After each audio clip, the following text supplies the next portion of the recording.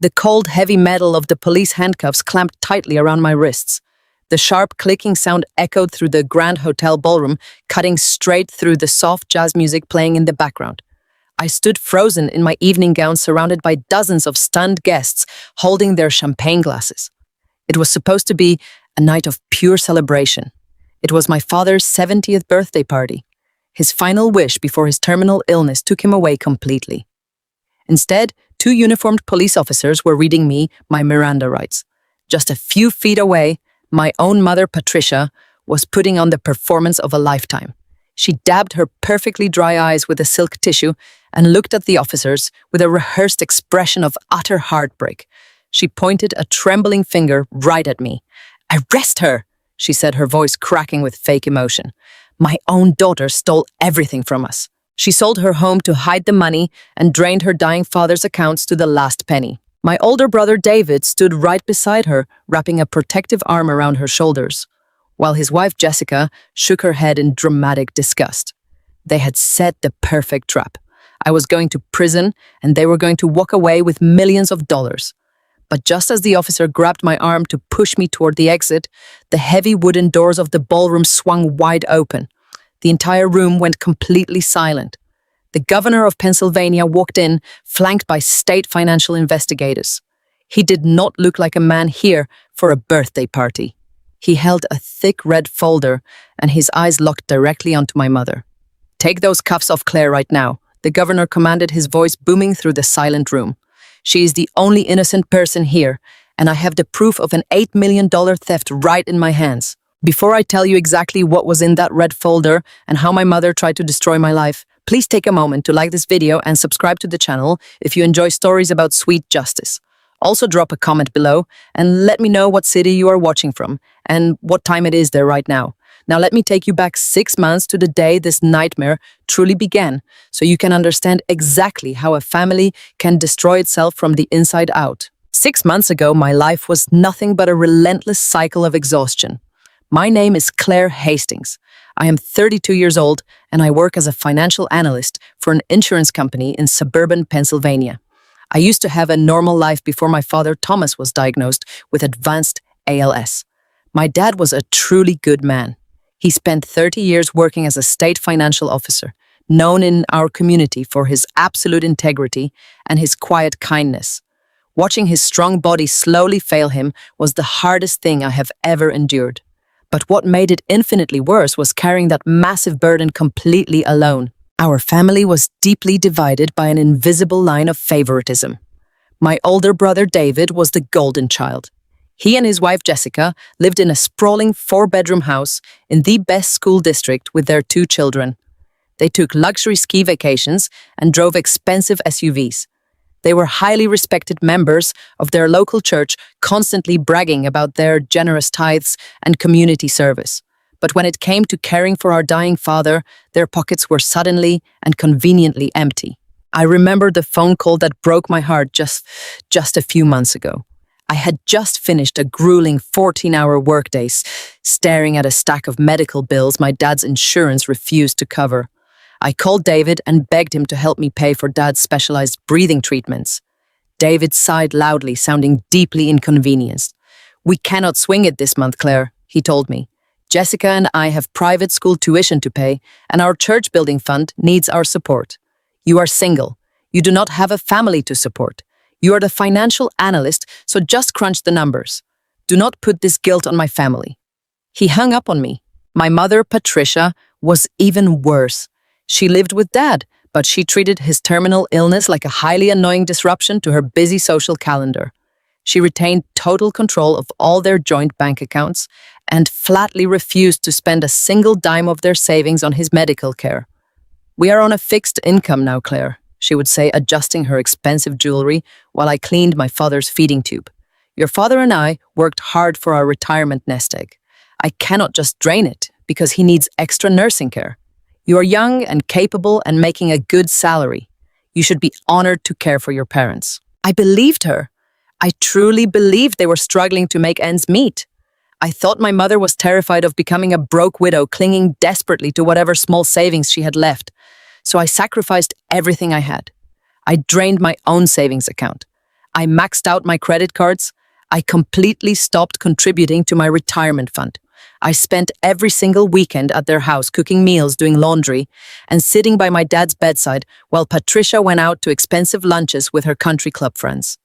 I gave them my absolute trust and my unconditional love. The real conflict began on a freezing Tuesday evening. My dad's health was deteriorating rapidly, and he told me his final wish. He wanted to celebrate his 70th birthday with a proper party to see all his old friends and former colleagues one last time before he passed away. It was a simple, beautiful request. I went to my mother and asked her to help me fund a small gathering. She looked at me with pure disgust. "I am not wasting our limited money on a party," she snapped. "We are broke, Claire.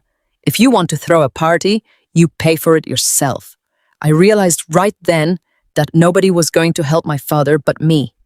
I walked out of her house, looked at the modest home I had worked so hard to buy, and made the biggest decision of my life. I was going to sell my house to give my dad the final birthday he deserved. My father, Thomas Hastings, was a man built on a foundation of absolute unyielding integrity. For over 3 decades, he served our community as a state financial officer.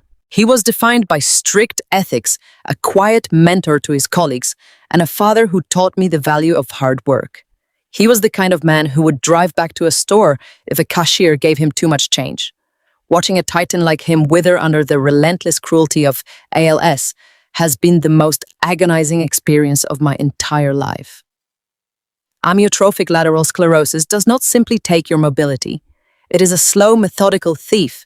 It robs a person of their dignity, stripping away the ability to walk, to hold a pen, to swallow food, and eventually to breathe.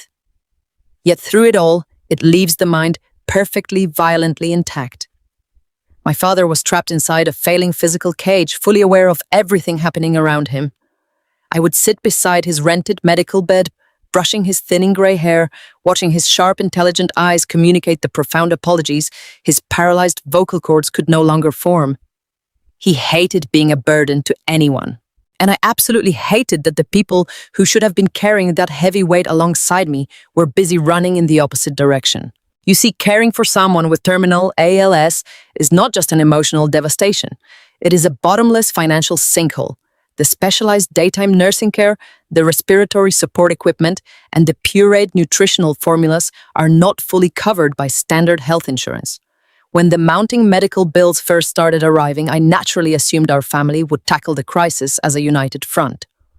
I was horribly wrong. My mother, Patricia, was the architect of our family illusion. She controlled every single penny of my parents' joint retirement accounts, shielding their assets with the ferocity of a dragon guarding a hoard of gold. Whenever the topic of my father's escalating medical expenses arose, she would immediately slip into the role of the terrified, destitute spouse. She would sit at our childhood kitchen table, clutching a silk tissue, swearing that their fixed income barely covered the winter heating bills. She insisted they were on the brink of absolute financial ruin and that every dime had to be preserved for her future survival. Yet somehow her bi-weekly luxury salon appointments never stopped. Her closet mysteriously welcomed brand new designer sweaters, and she continued hosting her afternoon social club serving expensive imported cheeses and wines. She demanded that I believe her performative tears while expecting me to completely ignore the blatant evidence of wealth right in front of my face. Then there was my older brother, David. In the unspoken hierarchy of our family, David occupied the untouchable throne of the golden child. He and his wife, Jessica, lived exactly 20 minutes away in a gorgeous, sprawling suburban home. They had 2 young children and a lifestyle that proudly broadcasted their upper-middle-class success. They were incredibly prominent figures at their local church, always the first to publicly brag about their generous weekly tithes and their community charity work. They loved being seen as the perfect charitable Christian couple. But that boundless charity magically vanished the moment it came to supporting their own dying father. I remember one freezing Tuesday afternoon when I called David in tears. The home healthcare agency was threatening to suspend my dad's daytime respiratory nurse because the account was nearly $3,000 past due. I swallowed my pride and begged my brother to split the cost with me just for 1 month. His response was a stunning masterclass in manipulation. He let out a heavy sigh, treating my desperate plea like a minor scheduling annoyance. He coldly explained that Jessica was incredibly stressed about the upcoming private school tuition payments. He cited that their church building fund required their absolute financial dedication this quarter. He actually had the nerve to tell me that because I was a single carefree daughter with no real family of my own, I was the only logical choice to shoulder the entire burden. He told me I had no idea what real financial pressure looked like because I did not have a spouse or mouths to feed. Single and carefree. Those words echoed in my mind every single day as I dragged myself through a waking nightmare.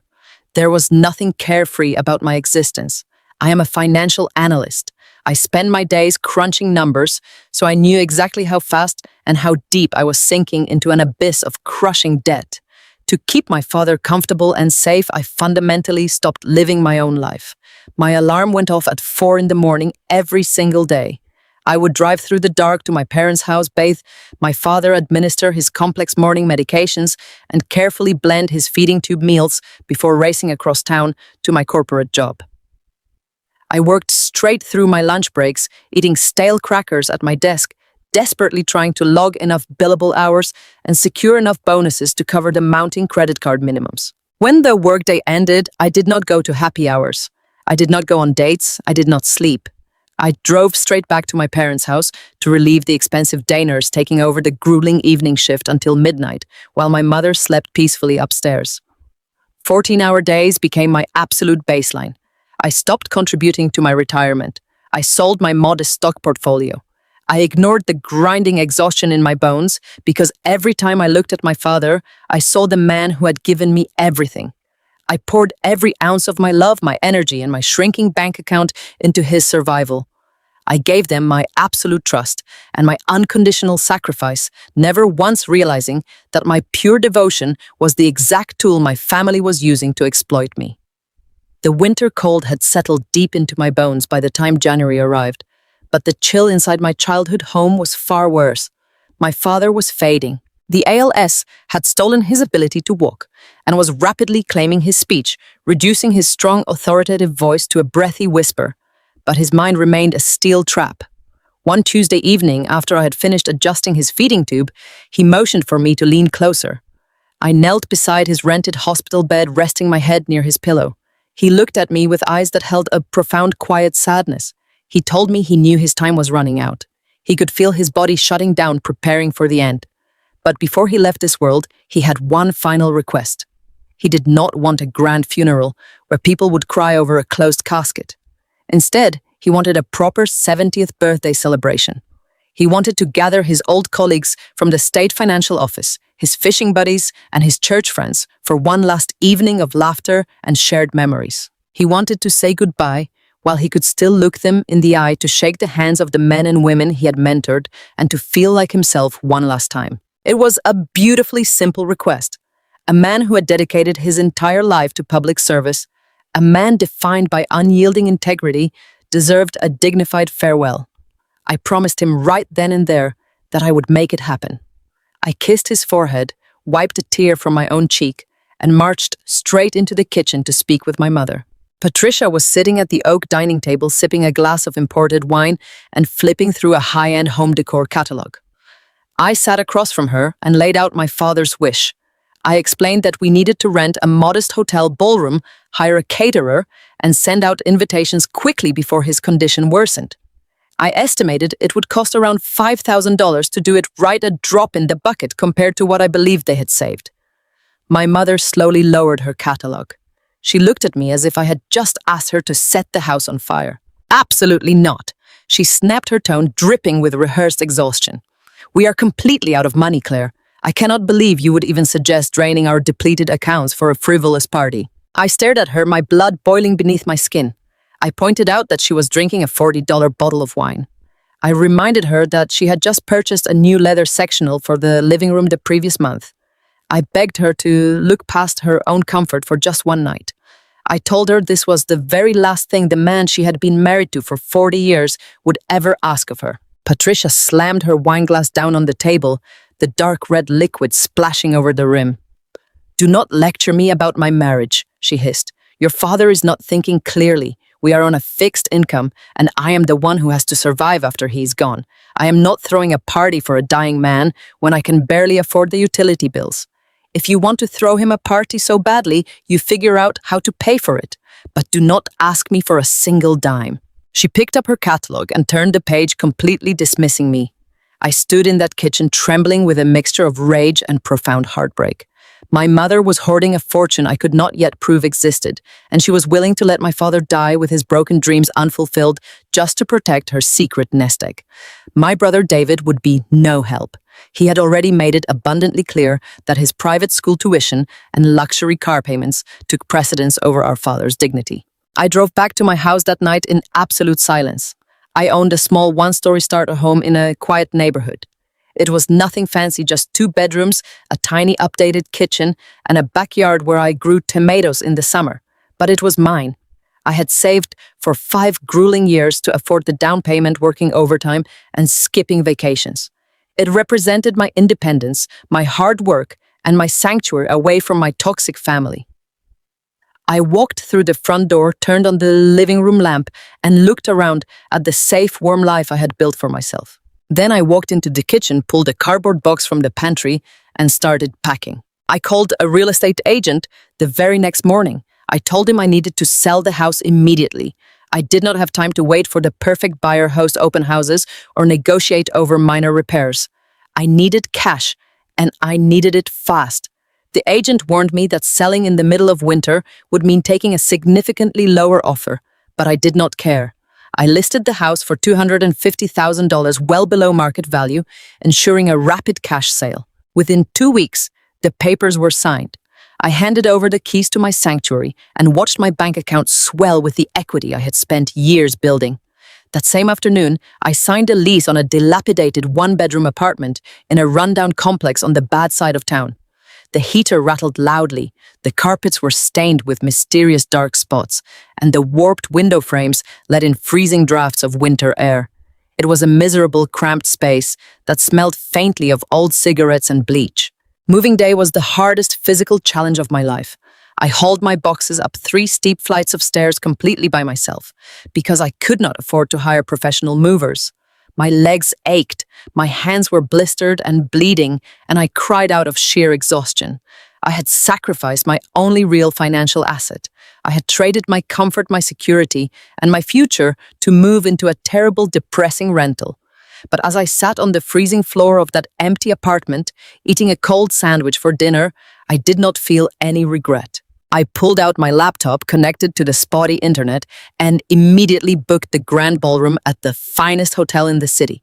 I hired a premium catering service to serve my father's favorite prime rib. I ordered beautiful gold-foiled invitations to send to every single person my father had ever loved or respected. I was going to give him a night fit for a king. My mother and brother had chosen their greed, leaving me to carry the entire emotional and financial weight of our family. They thought they had backed me into a corner, assuming I would simply give up and let them win. But they severely underestimated a daughter's fierce love. I was willing to burn my own life to the ground to keep my father warm, and I was about to show them exactly what true sacrifice looked like. The wire transfer cleared on a Thursday morning. I remember staring at the banking application on my phone, watching my available balance jump to $250,000, $250,000. It was the exact numerical value of my independence, my sanctuary, and my entire adult life reduced to a glowing digital line item. I had handed over the keys to my beautiful little house just hours before. The buyers were a young couple who looked at my backyard garden with bright, excited eyes, completely unaware that their new beginning was built on the ashes of my financial security. I drove away from that quiet neighborhood and headed straight to the rundown apartment complex on the industrial side of town. The transition was brutal. My new reality was a tiny, drafty unit with peeling linoleum floors and a persistent smell of damp concrete and old cooking grease. The heater rattled like a dying engine, and the single warped window overlooked a cracked parking lot. I spent that first night sitting on a cheap air mattress wrapped in a heavy blanket, trying to convince myself that the massive sacrifice was worth it. I had the cash now. I could finally book the venue, hire the caterers, and give my dying father the dignified farewell he deserved. For one brief, fragile moment, I felt a profound sense of accomplishment. I had taken control. I had beaten my family's greed with my own sheer willpower. But that fragile victory lasted exactly 24 hours. The very next afternoon, I was at my desk at the insurance firm quietly reviewing a client portfolio when my cell phone rang. The caller identification showed the main billing department of the specialized neurological hospital where my father received his outpatient treatments and respiratory evaluations. I answered the call expecting a routine scheduling question or a reminder about his upcoming physical therapy. Instead, I found myself speaking to a stern billing coordinator named Margaret. Her voice carried the clinical, uncompromising tone of someone who delivered bad news for a living. She informed me that my father's upcoming respiratory appointments, along with his rented ventilator equipment, were being immediately suspended. I sat frozen in my ergonomic office chair, the bustling sounds of my coworkers fading into a dull underwater hum.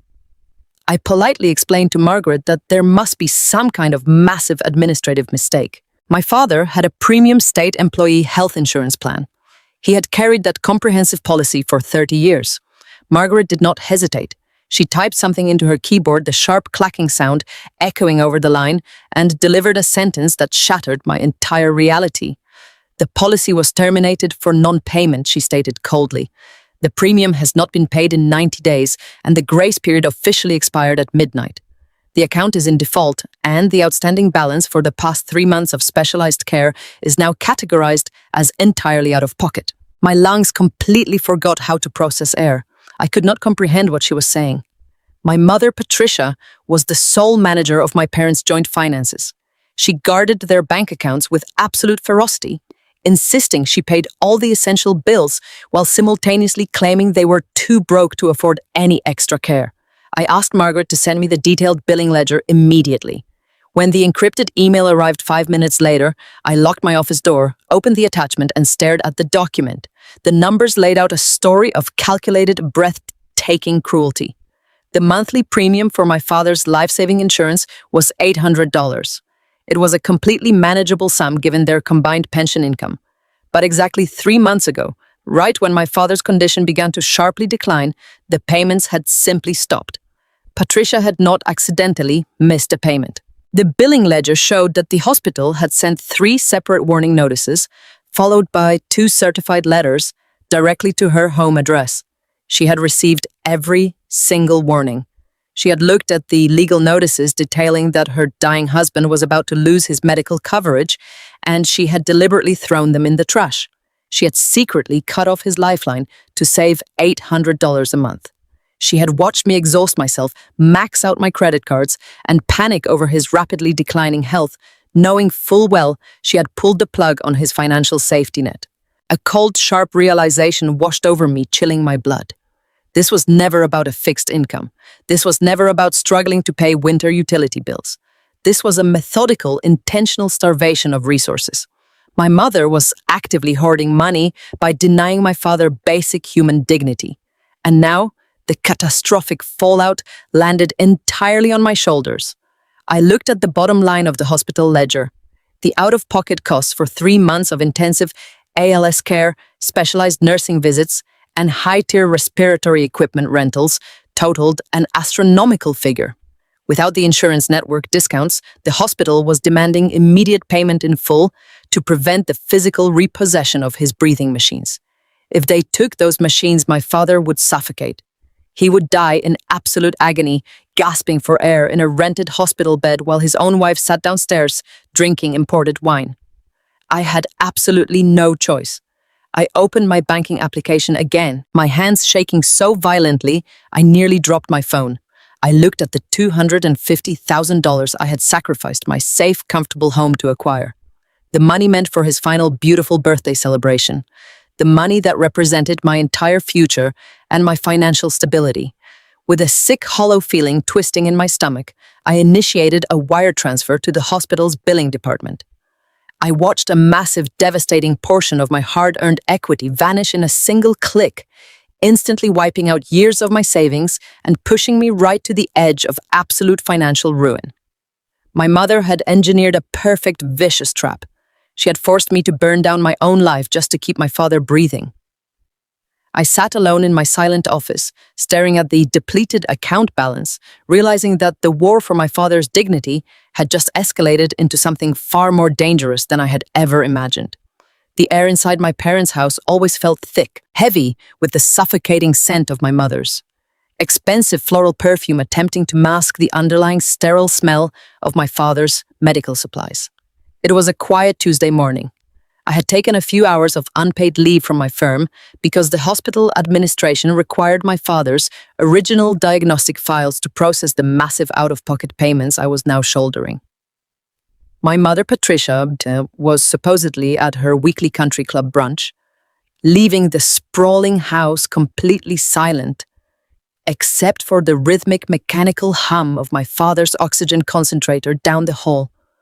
I walked past his bedroom door, listening to the steady rhythm that kept him alive, and felt that familiar burning mixture of profound love and crushing exhaustion.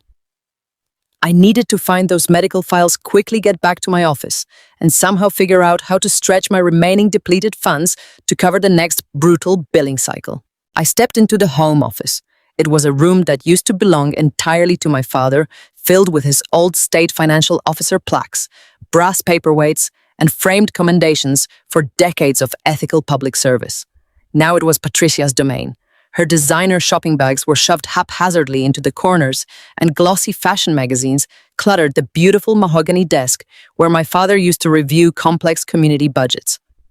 I walked over to the tall oak filing cabinets, praying she had not reorganized his meticulous records into her usual chaotic filing system. I pulled open the top drawer, sifting through folders labeled with generic titles like household expenses and winter repairs. Nothing resembled a comprehensive medical history. As I moved to the second drawer, my hip bumped against the heavy metal wastebasket, sitting right next to the paper shredder. It tipped over, spilling a massive mountain of shredded paper onto the antique Persian rug. I let out a frustrated sigh, dropping to my knees to clean up the mess before my mother returned and found a reason to complain. But as my hands scooped up the ribboned paper strips, my professional instincts immediately kicked in. I am a financial analyst. I spend my days looking at complex spreadsheets, tax forms, and fiscal summaries. I know the exact color, the specific weight, and the precise typography of official federal and state financial documents. The paper I was holding was not junk mail. It was not old grocery receipts. It was heavy watermarked bond paper printed with the distinct blue ink and strict formatting of a certified public accountant. I sat back on my heels, my heart suddenly beating a frantic, terrifying rhythm against my ribs. Why would my mother be urgently destroying certified financial records right when my father was dying and she was claiming absolute poverty? I looked closely at the shredder. It was a cheap crosscut model that my mother had clearly overstuffed, causing the internal blades to jam and spit out uneven, largely intact strips of paper.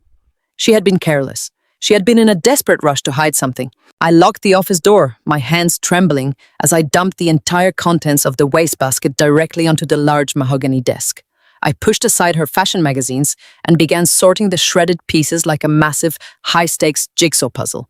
It took me nearly 2 hours of painstaking work, matching torn edges, aligning account numbers, and taping the fragile strips together on the smooth wood surface. When the first completed document finally took shape, the breath was completely knocked out of my lungs. It was a highly confidential tax filing for a specialized, irrevocable trust fund. I traced my shaking finger over the signature line. The document was dated just a few months prior, right around the exact time my father's cognitive and physical abilities had sharply declined.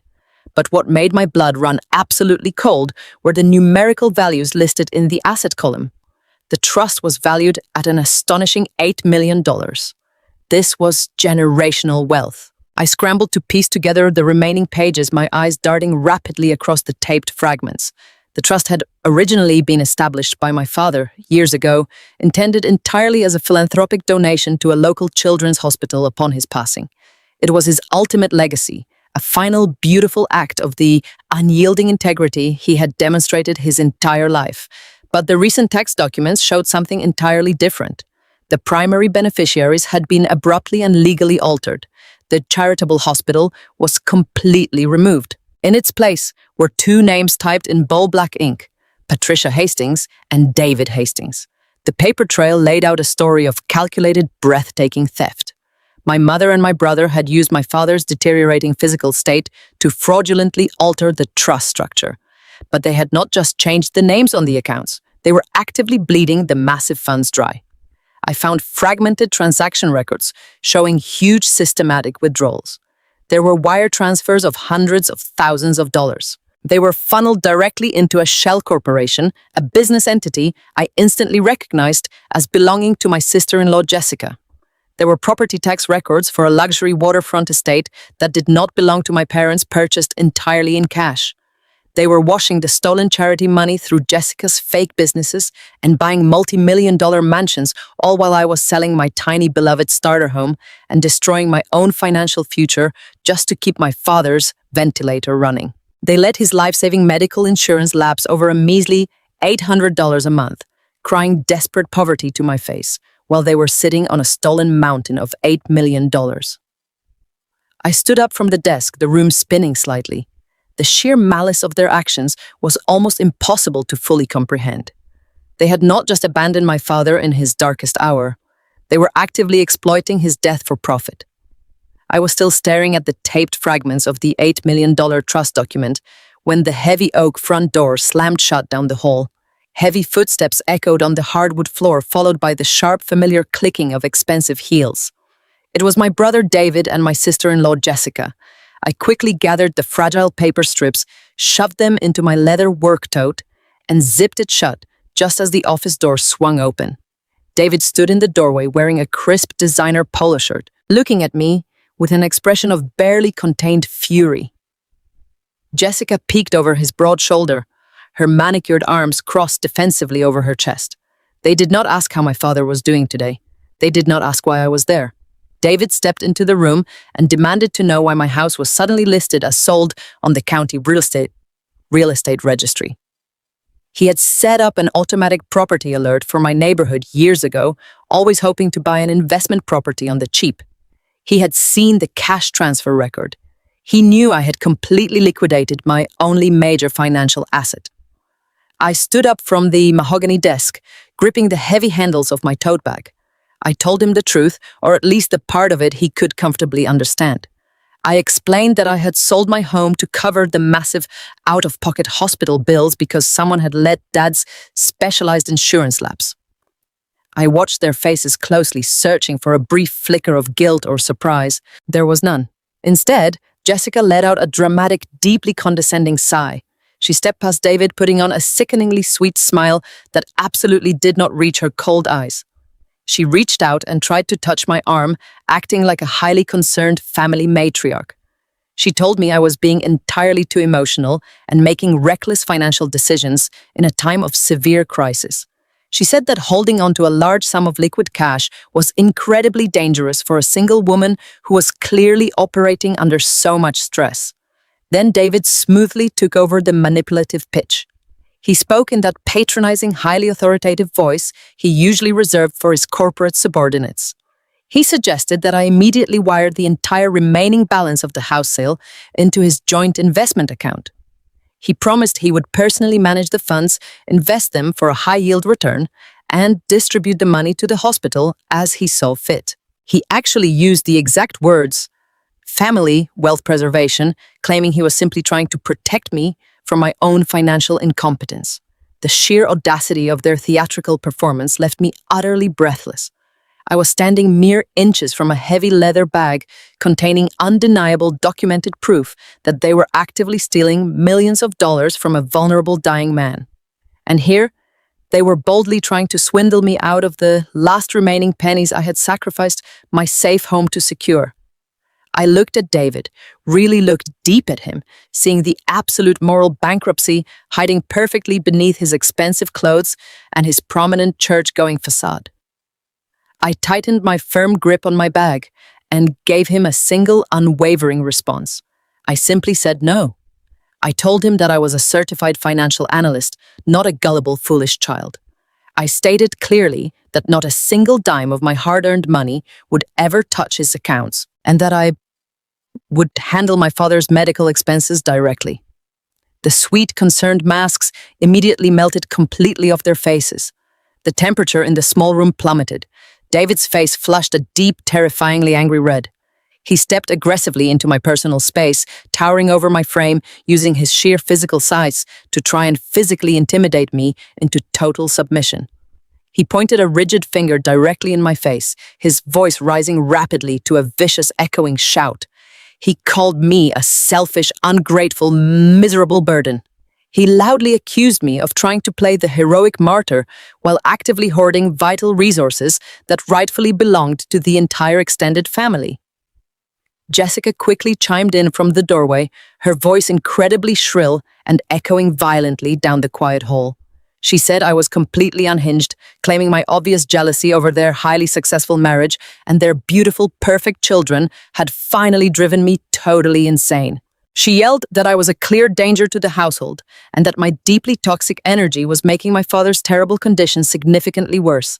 David aggressively grabbed my left arm, his tight grip painfully bruising my skin, and forcefully shoved me hard toward the central hallway.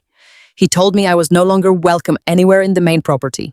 He declared proudly that I was strictly forbidden from stepping foot inside the front door ever again. He insisted that if I actually wanted to see the dying father I was supposedly paying for, I would absolutely have to coordinate heavily supervised visits directly through his personal lawyer. They physically pushed me, stumbling out the heavy front door, and slammed it completely shut right in my face, locking the thick brass deadbolt with a loud, heavy final thud. I stood completely alone on the cold wooden porch in the freezing, biting winter air, my bruised shoulder aching deeply from exactly where David had violently grabbed me. I was permanently locked out, physically separated from my rapidly fading father, and cleverly painted as the ultimate family villain.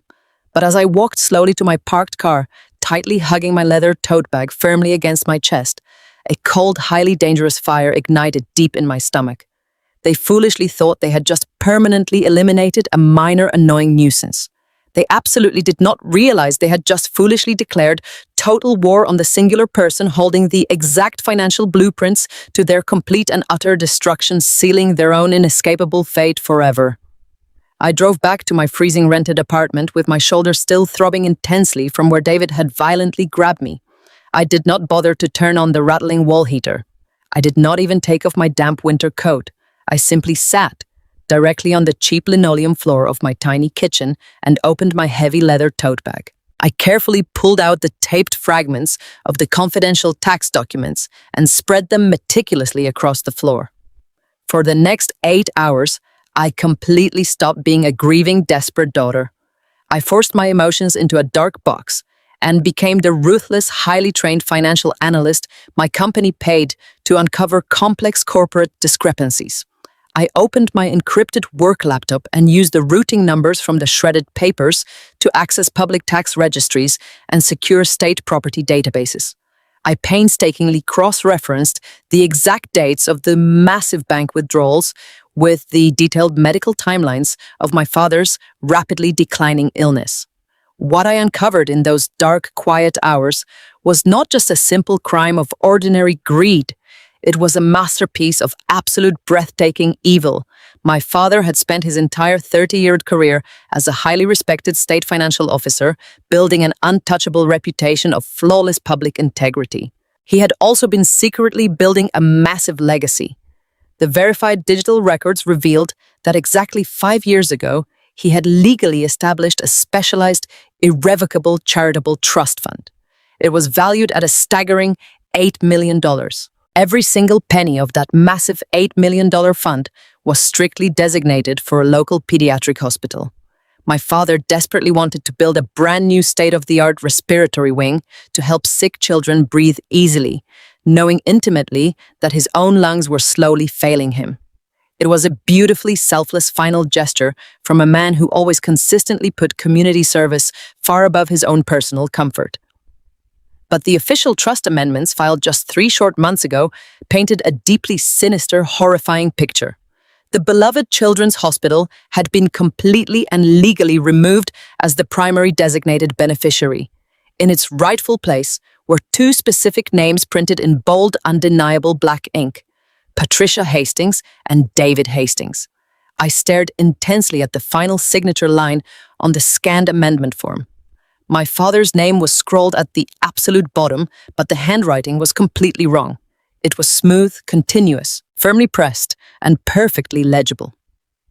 Anyone who had seen my dying father in the last 6 months knew with absolute certainty that the aggressive ALS had completely stolen his fine motor skills. He could not even hold a simple plastic spoon to feed himself, let alone forcefully sign a highly complex legal document with a perfectly steady hand. My own mother and my brother had intentionally waited until he was at his absolute weakest, heavily medicated, and physically paralyzed in his medical bed to blatantly forward his signature and brazenly steal a massive $8 million charitable donation.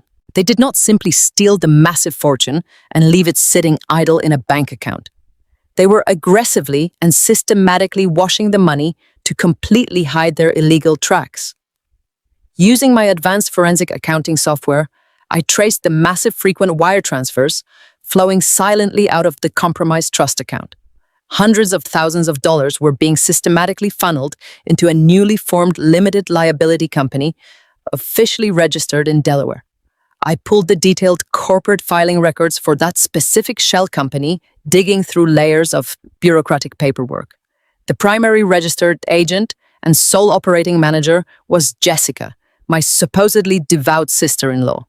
They were strategically using her wealthy family's real estate holding business as a massive, sophisticated money laundering operation. The stolen charity funds were being washed clean and rapidly converted into untraceable luxury assets. I found completely fresh property deeds for a massive waterfront mansion purchased entirely in cash, right under Jessica's protected corporate umbrella. I found official registration records for 2 brand new imported luxury sports cars parked in a private garage.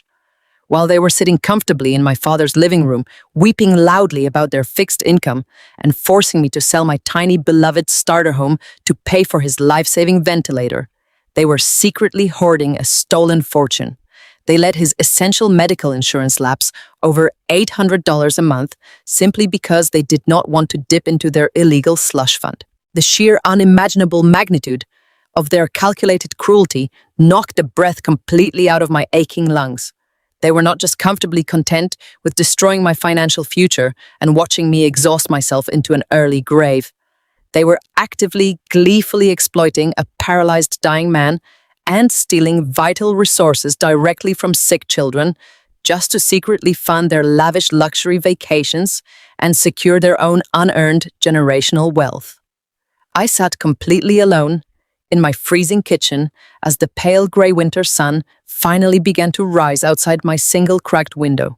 I methodically gathered the printed banking ledgers, the obvious forged signature documents, and the undeniable shell company property deeds, organizing every single piece of evidence into a thick red folder. My mother and brother foolishly thought they had permanently silenced me by locking me out of the main house and treating me like a disposable nuisance. They arrogantly thought I was just a naive, overly emotional daughter who would quietly accept defeat and fade slowly into absolute poverty. But they had made a massive fatal miscalculation. They had handed a fully loaded financial weapon directly to a highly trained auditor with nothing left to lose. I looked at the red folder resting heavily on my lap, feeling a dangerous freezing calm settle deep into my tired bones. I was not going to cry anymore. I was not going to beg them for basic human decency. I was going to systematically dismantle their lives and make sure they lost everything. I sat on my cold kitchen floor with the heavy red folder of evidence resting on my lap, fully believing I finally had the upper hand.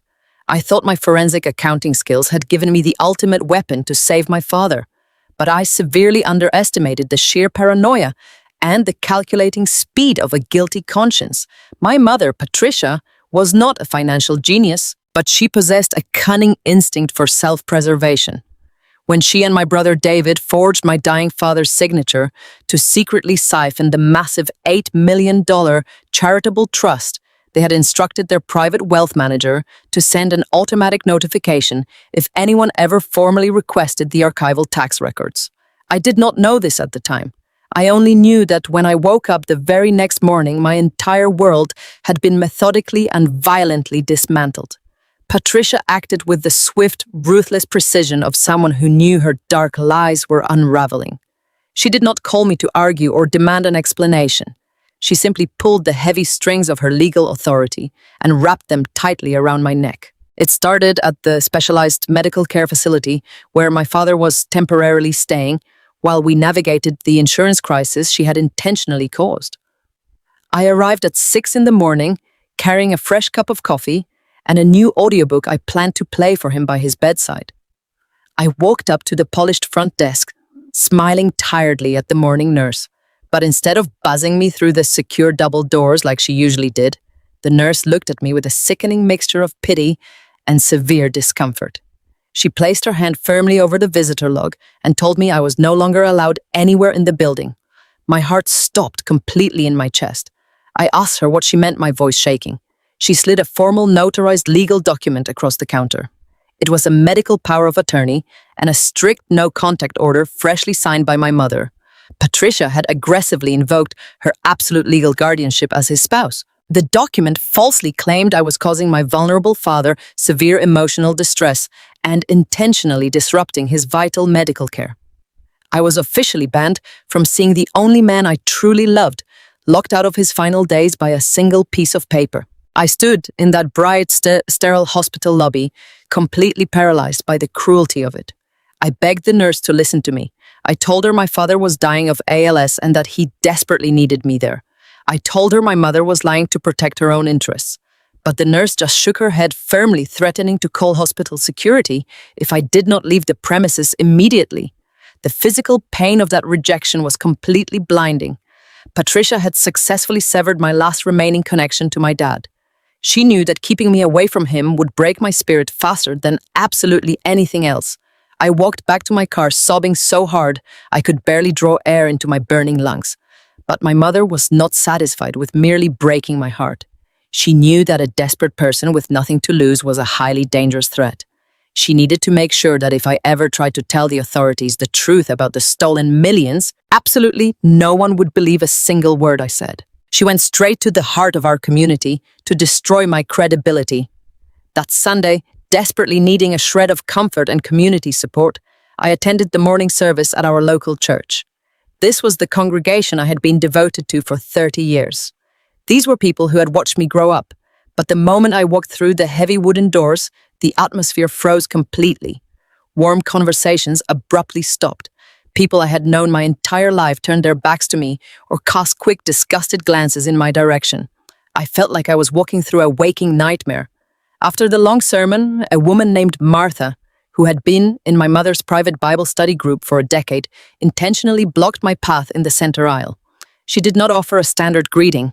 She looked at me with pure, unadulterated contempt and told me I should be deeply ashamed of myself for what I was doing to my poor parents. I asked her what I had done to deserve such hatred. Martha's response made my blood run entirely cold. She told me the whole congregation was praying for my mother because Patricia had bravely confessed my dark, shameful secrets to the prayer circle. My mother and brother had been laying groundwork all week, calling relatives, planting seeds, and they knew something was coming, so they were trying to discredit me first. Patricia had spun a masterful, devastating lie to the entire church. She told everyone that the real reason I recklessly sold my beautiful starter home was to cover a massive out-of-control gambling addiction. She cried real calculated tears as she told the church elders that I had completely drained my savings at the casinos and had stooped so incredibly low as to steal the hospital money meant for my dying father.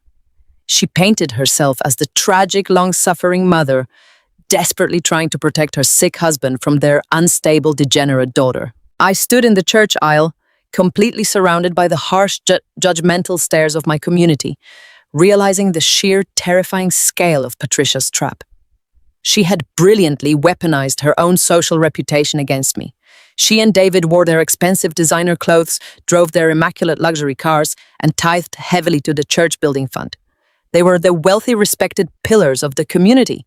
I was just the single, exhausted woman who lived in a rundown, drafty apartment on the bad side of town. Of course, they believed her polished lies. She had created a perfect false narrative where any wild accusation I made against her would just look like the frantic, paranoid lies of a desperate addict trying to extort her wealthy, generous family. I walked out of the church in total suffocating silence. I did not try to shout or defend myself to the congregation. I knew that screaming my innocence in that sanctuary would only serve to prove her fake narrative that I was actively losing my mind. By Sunday evening, I was completely and utterly isolated from the world. I had no home, no reputation, and zero access to my dying father. My mother had successfully built an impenetrable fortress of lies around her stolen $8 million, leaving me stranded on the outside to freeze in the dark. She arrogantly thought she had broken me for good. She thought she had backed me into a tight corner where my only viable option was to surrender and disappear quietly into my miserable rented apartment. But as I sat on my cheap linoleum floor, staring at the thick red folder of financial evidence, the crushing despair slowly evaporated from my body. It was replaced by a sharp, highly focused, and deeply dangerous clarity. My mother had taken absolutely everything from me, but she forgot one crucial, fatal rule of warfare. When you strip a person of everything they have left to lose, you create an opponent who is absolutely fearless. She had set her perfect elaborate trap, but I was about to burn her entire forest to the ground. The heavy silence of my rundown apartment felt entirely suffocating as I stared at the closed blinds and listened to the distant roar of traffic outside.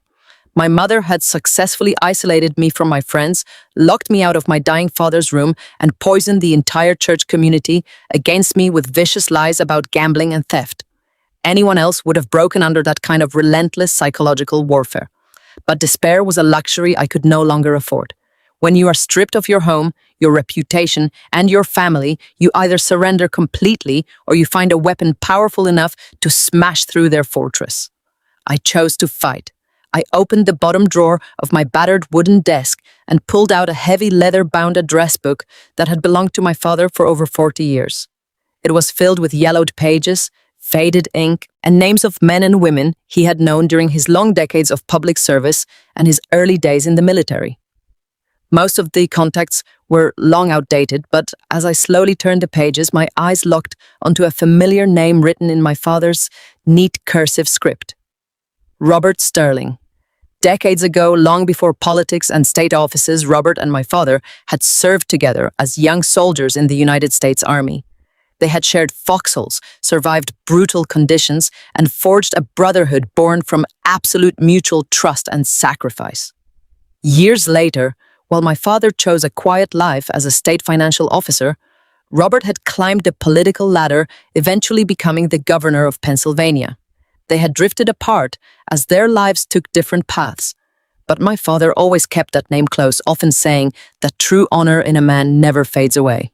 My heart hammered against my ribs as I looked at the official public phone number for the state governor's office listed beneath his name.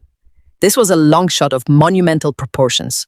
I was just a tired, broke financial analyst living in a rundown rental facing off against wealthy pillars of the community with millions of dollars in stolen assets. Why would a sitting governor take a call from someone carrying a scandalous family dispute? I knew I could not approach him as a disgruntled daughter crying about an inheritance. I had to approach him as a trained financial auditor uncovering a high-level fiscal crime.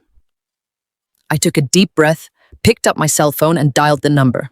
The call was answered by a crisp, formal voice belonging to an executive secretary. I stated my name and requested a brief confidential conversation with the governor regarding an urgent state matter involving institutional financial fraud. I tried to keep my voice steady and professional, pitching it like a corporate compliance report. It did not work. The secretary adopted that smooth, impenetrable tone peculiar to administrative gatekeepers whose entire job is to block unwelcome disturbances. She informed me that the governor's schedule was completely booked for months, suggested I file a formal complaint through the standard citizen inquiry portal, and firmly stated that personal appointments were entirely out of the question. When I gently pressed forward, attempting to mention my father's name and their shared military history, she cut me off politely but coldly, reminding me that thousands of veterans claimed personal ties to public officials every single day. She thanked me for calling, advised me not to tie up the emergency constituent line, and clicked the line dead in my ear. A lesser person would have thrown their phone across the room and given up right then and there, but I did not give up. Remembering the name from my father's old address book gave me a stubborn, unyielding anchor. I realized that trying to get past an executive secretary through a standard telephone call was a tactical error. Bureaucrats protect their bosses by filtering out noise, and a phone call sounded like noise. I needed to send something undeniable. I spent the entire night translating my forensic accounting discoveries into a watertight professional whistleblower dossier. I stripped away all personal emotional language about my mother's cruelty and my brother's betrayal. I focused entirely on the cold, hard fiscal facts. I detailed the illegal siphoning of the $8 million charitable trust fund, the forged authorization signatures executed while my father was incapacitated, and the sophisticated money laundering network operating through shell corporations and real estate shell companies. Most importantly, I exposed how these stolen charitable funds were directly intersecting with state-regulated entities and tax shelters, creating a massive legal liability for local authorities.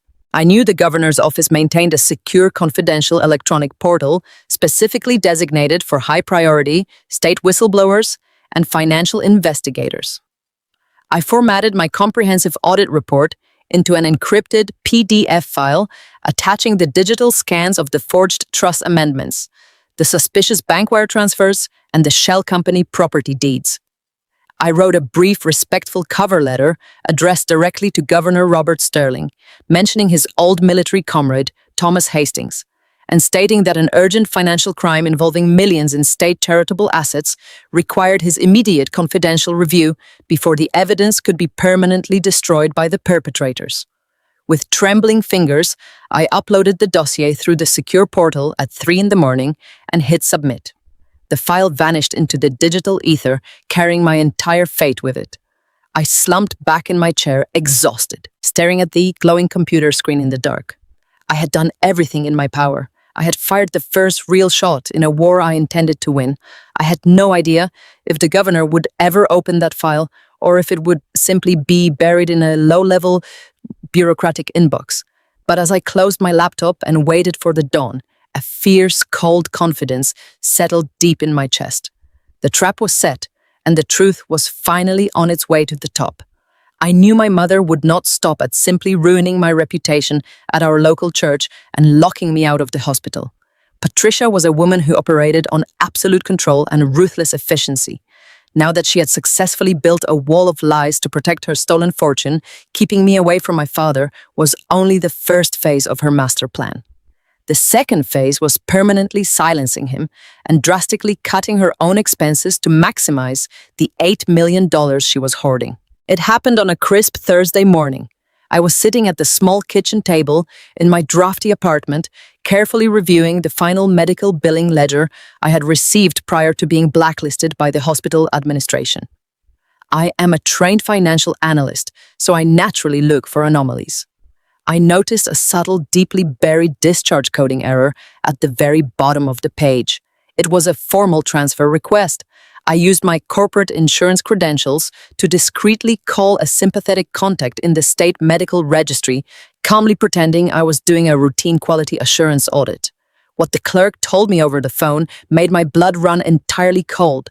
My mother had officially initiated a mandatory transfer of care for my father. She was actively moving him out of the specialized neurological unit and relocating him to a dilapidated state-run nursing facility on the absolute poorest edge of the county. I knew that specific facility. Everyone in our community knew it. It was severely understaffed, chronically underfunded, and possessed a terrifying reputation for severe patient neglect. It was essentially a dark warehouse where forgotten people went to quietly fade away. Patricia had legally justified the aggressive transfer by claiming absolute financial hardship, successfully using the very same fake poverty narrative she had been spinning for months. But the cruelty went much deeper than simply saving money. By moving him to a state ward, she was placing him under strict administrative lockdown.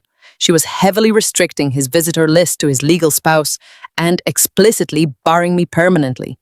She was going to trap a paralyzed, fully conscious man in a miserable failing institution, completely isolating him so he could never speak a single word about the trust fund they had stolen. I had exactly 48 hours before the medical transport arrived to take him away forever. A massive wave of panic tried to seize my chest, but I violently pushed it down. I could not afford to cry or hesitate. I looked at the rapidly depleting balance in my banking application. I had exactly $7,000 left from the sale of my beloved starter home, the absolute last shred of my financial safety net. I spent 3 frantic hours calling every high-profile civil litigation attorney in the greater Pennsylvania area until I found a bulldog of a lawyer named William Caldwell. I drove directly to his downtown office, slapped my entire remaining cash savings on his heavy mahogany desk, and showed him the fragmented tax documents alongside the forged trust amendments. I did not ask him to fight for the stolen money. I begged him to fight for my father's life. William took one look at the undeniable evidence of elder exploitation and immediately sprang into action. We spent the entire night locked in his conference room, drafting aggressive legal affidavits and preparing a massive medical endangerment petition. Because my father was a highly respected former state financial officer, and because we presented hard evidence of a forged signature tied directly to a massive charitable trust, the presiding judge took immediate action. The judge granted an immediate temporary suspension of Patricia's absolute guardianship early the next morning. He issued an emergency court order giving me a narrow 24-hour window of temporary medical authority to relocate my father to a safe environment pending a full state investigation. I arrived at the specialized neurological hospital, accompanied by William and 2 armed private security guards I had hired by maxing out my final credit card. We walked boldly through the sliding glass doors exactly 20 minutes before my mother's state-ordered ambulance was scheduled to arrive. The head nurse tried to physically block my path, citing Patricia's strict previous orders, but William smoothly stepped forward. He handed her the court injunction stamped with the heavy red seal of a federal judge. The color completely drained from the nurse's face as she read the legal mandate threatening immediate arrest for anyone who interfered with the transfer. I walked right past her and rushed directly into my father's room. He was lying in his medical bed, staring blankly at the ceiling, looking smaller and more defeated than I had ever seen him. His eyes widened in absolute shock when he recognized my face. He could not speak, but the tears rapidly pooling in his eyes conveyed 1,000 words of profound relief. I leaned down, kissed his warm forehead, and whispered that I was breaking him out of there. We worked with breathless, frantic speed. We coordinated with a premium private medical transport team. I had secured the night before, carefully moving his complex ventilator equipment and his fragile body onto a secure stretcher. We were rolling him down the main hospital corridor toward the rear exit just as the front lobby doors violently swung open. Patricia and David marched inside, looking incredibly smug, followed closely by the cheap state transport medics they had hired. My mother stopped dead in her tracks when she saw us moving him.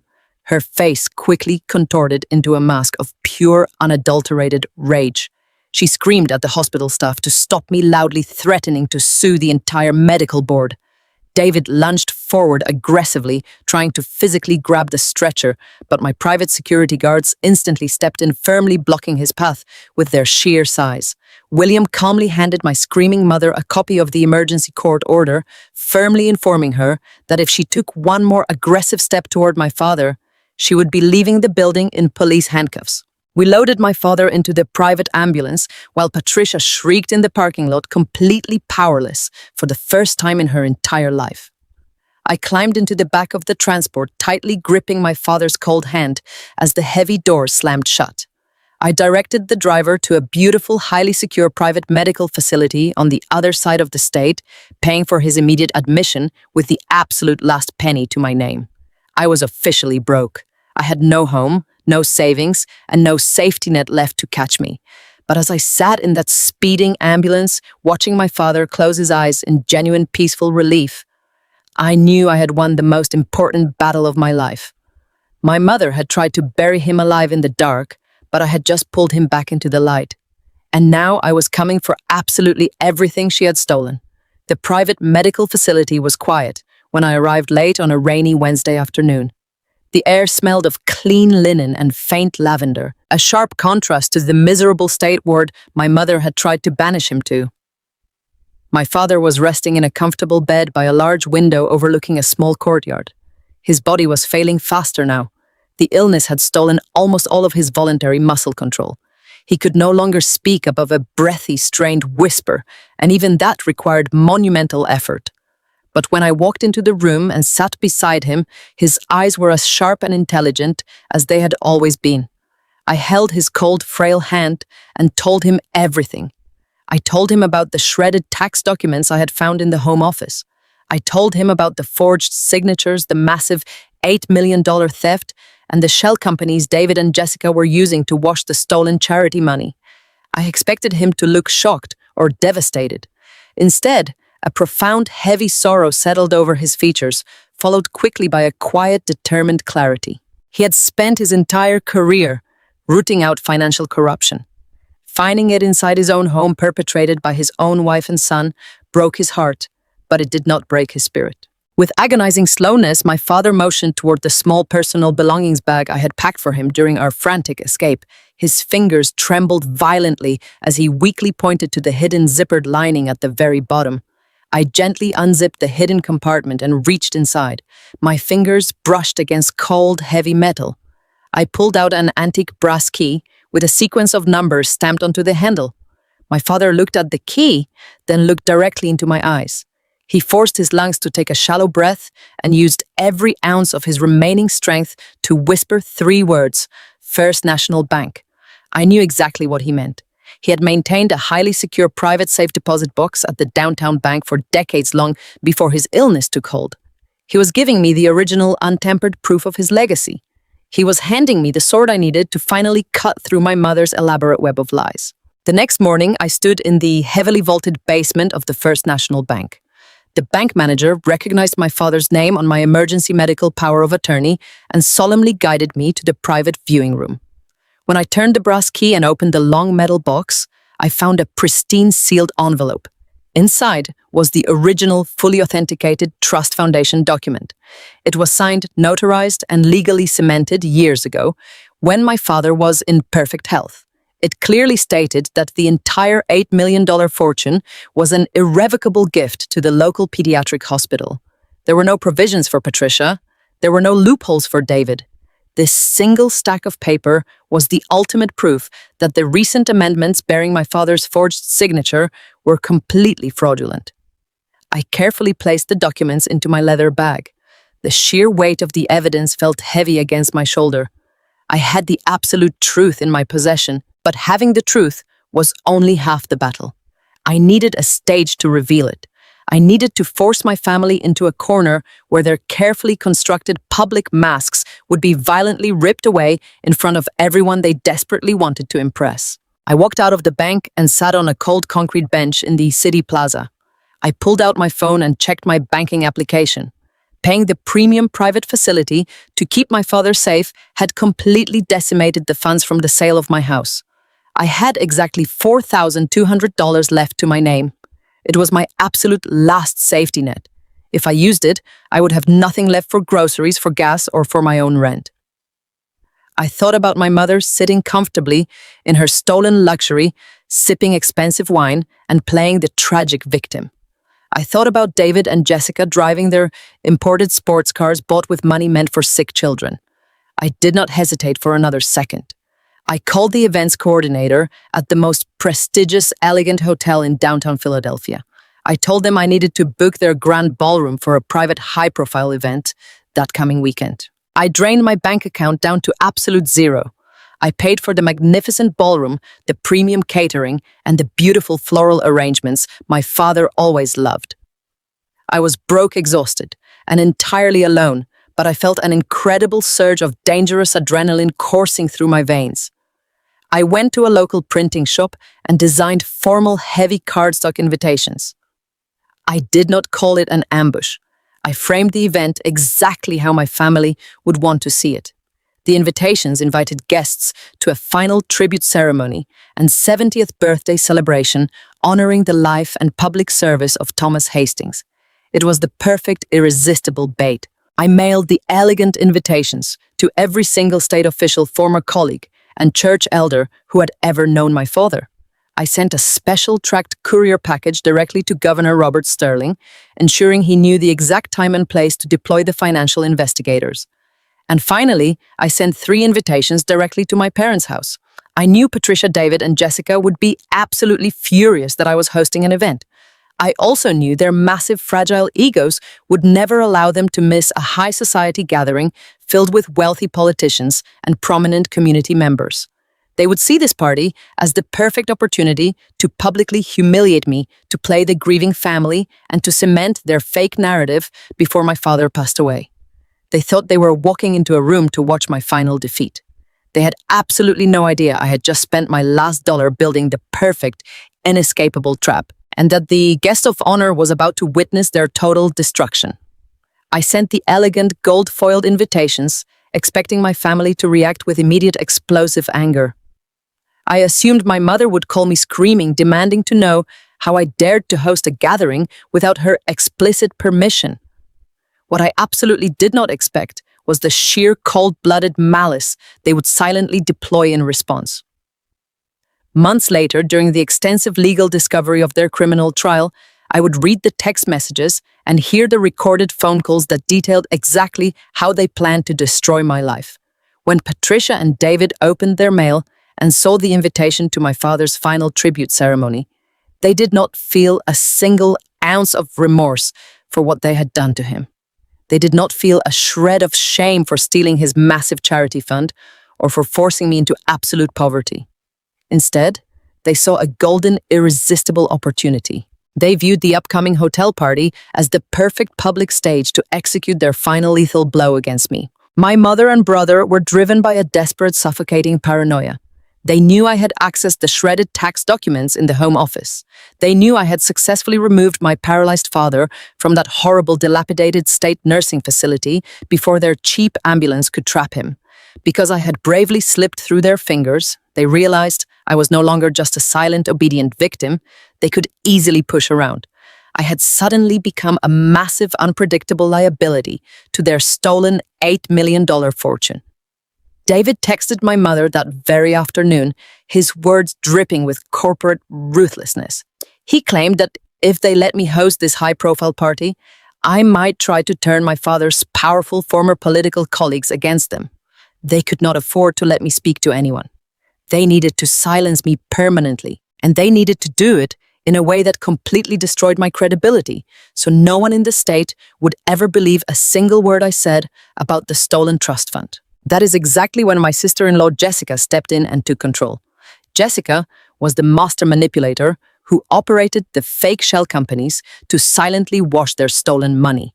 She was deeply terrified that if I exposed the massive fraud, her wealthy family's prestigious real estate business would be dragged into a highly publicized federal investigation. She assessed the situation with ruthless, calculating precision. She convinced my mother and brother that simply locking me out of the main house and ruining my reputation at our local church was not enough anymore. They needed me firmly behind bars. They needed a severe felony conviction that would automatically strip me of any legal rights, immediately void my emergency medical power of attorney, and permanently remove my ability to ever challenge their inheritance in a civil court. The very next morning, less than 48 hours before the party was scheduled to begin, Jessica drove my mother directly to the local police precinct. Patricia walked into the station wearing her finest cashmere sweater, putting on the absolute performance of a lifetime. She sat across from a sympathetic, unsuspecting detective and wept bitter, rehearsed tears into a tissue. She formally reported that her deeply disturbed, mentally unstable daughter had violently kidnapped her terminally ill husband. She confidently presented her original guardianship papers, conveniently omitting the emergency court injunction my lawyer had secured just days prior. She painted a horrifying, vivid picture of me as a desperate, unhinged woman who had forcibly dragged a dying man out of his designated medical facility against his will. She actually told the police I was denying him his prescribed pain medication to physically and psychologically torture him. But Jessica, with her sharp legal mind, knew that a custody dispute over an adult might just end up being deferred to a civil court judge. They needed a guaranteed immediate criminal arrest. So my mother added a second incredibly vicious lie to her sworn police report. She told the detective that right before I abducted my father, I had broken into her master bedroom and stolen her antique diamond heirloom jewelry. She claimed the missing jewelry was worth over $100,000, instantly elevating the fake crime to grand larceny. She provided the police with a fake insurance appraisal that Jessica had quickly and expertly doctored. Patricia sobbed heavily into her hands, telling the officers that I was a desperate, out-of-control gambling addict who had stolen her precious family heirlooms just to fund this lavish, ridiculous hotel birthday party. It was a perfectly designed, legally inescapable trap. They absolutely did not want the police to quietly arrest me at my rundown apartment in the middle of the day. That would not serve their ultimate cruel purpose. My family specifically requested that the felony arrest warrant be executed at the Grand Hotel Ballroom during the tribute ceremony itself. They wanted maximum devastating public humiliation. They wanted every state official, every former colleague, and every prominent church elder to watch me get dragged out in heavy steel handcuffs. Most importantly, they wanted my paralyzed father to watch his only defending child being hauled away as a common desperate thief. By orchestrating a highly public arrest, Patricia and David intended to instantly solidify their fake narrative. Once the entire community saw me arrested for grand larceny and elder abuse, my mother could easily regain total physical control of my father. She could send him straight back to the miserable state ward to die in absolute silence. And she could keep every single penny of the millions they had stolen, while they were busy sitting in a police station signing false legal affidavits and plotting my absolute destruction. I was at the hotel ballroom carefully arranging white roses and making sure the wheelchair ramp was perfectly positioned for my dad. I was exhausted, running on zero sleep and completely broke. I had no idea that a felony arrest warrant with my name clearly printed on it was actively making its way across a local judge's desk. I just wanted to give my father one beautiful, dignified night surrounded by the people who respected his lifelong integrity. My family was happily preparing to walk into that ballroom, armed with uniformed police officers and cold handcuffs, fully expecting to watch me fall to my knees in absolute begging defeat. But they were completely blinded by their own arrogant greed.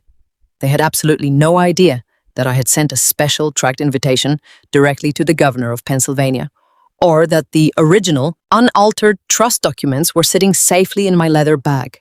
They were enthusiastically setting the stage for my public execution, completely unaware that they were actually walking straight into their own spectacular downfall. Inside the party was already in full swing. The Grand Hotel Ballroom was a vision of absolute perfection, entirely funded by the last remaining dollars from the sale of my safe, quiet home. Waiters circulated with champagne, weaving smoothly through the crowd of distinguished guests. A string quartet played in the corner, filling the expansive room with beautiful, elegant melodies. Above us, massive crystal chandeliers cast prismatic light across silk tablecloths, illuminating the gorgeous floral centerpieces my father had always loved. I stood near the edge of the elevated stage, taking a slow, deep breath. I had drained every single penny to my name, moving into a freezing, drafty apartment just so this room could look exactly like this.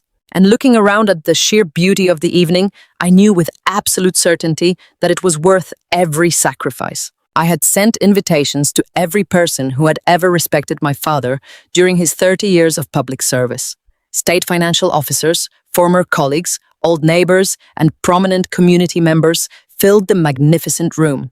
They wore tailored suits and stunning evening gowns, chatting warmly with one another over hors d'oeuvres. The atmosphere was incredibly formal, yet deeply intimate and warm. It felt less like a standard birthday party, and more like a massive reunion of people bound together by their shared respect for one man's unyielding integrity. But the most breathtaking sight in the entire ballroom was my father, Thomas. He sat in his rented medical wheelchair right at the center of the main table, dressed impeccably in his finest dark suit. His terrible illness had taken so much from him over the past year. It had stolen his ability to walk, severely weakened his lungs, and reduced his strong, authoritative voice to a fragile, breathy whisper. But tonight, the disease absolutely did not define him.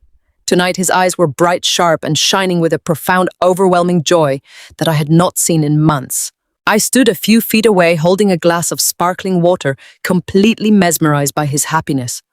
Old friends knelt beside his wheelchair, holding his cold, frail hands and sharing wonderful stories from decades ago. Former colleagues leaned in close to hear his quiet laughs. He was entirely surrounded by respect, by dignity, and by genuine love. This was the man who had taught me the absolute value of hard work and honesty. And for the first time in a very long time, he did not look like a dying patient waiting for the end.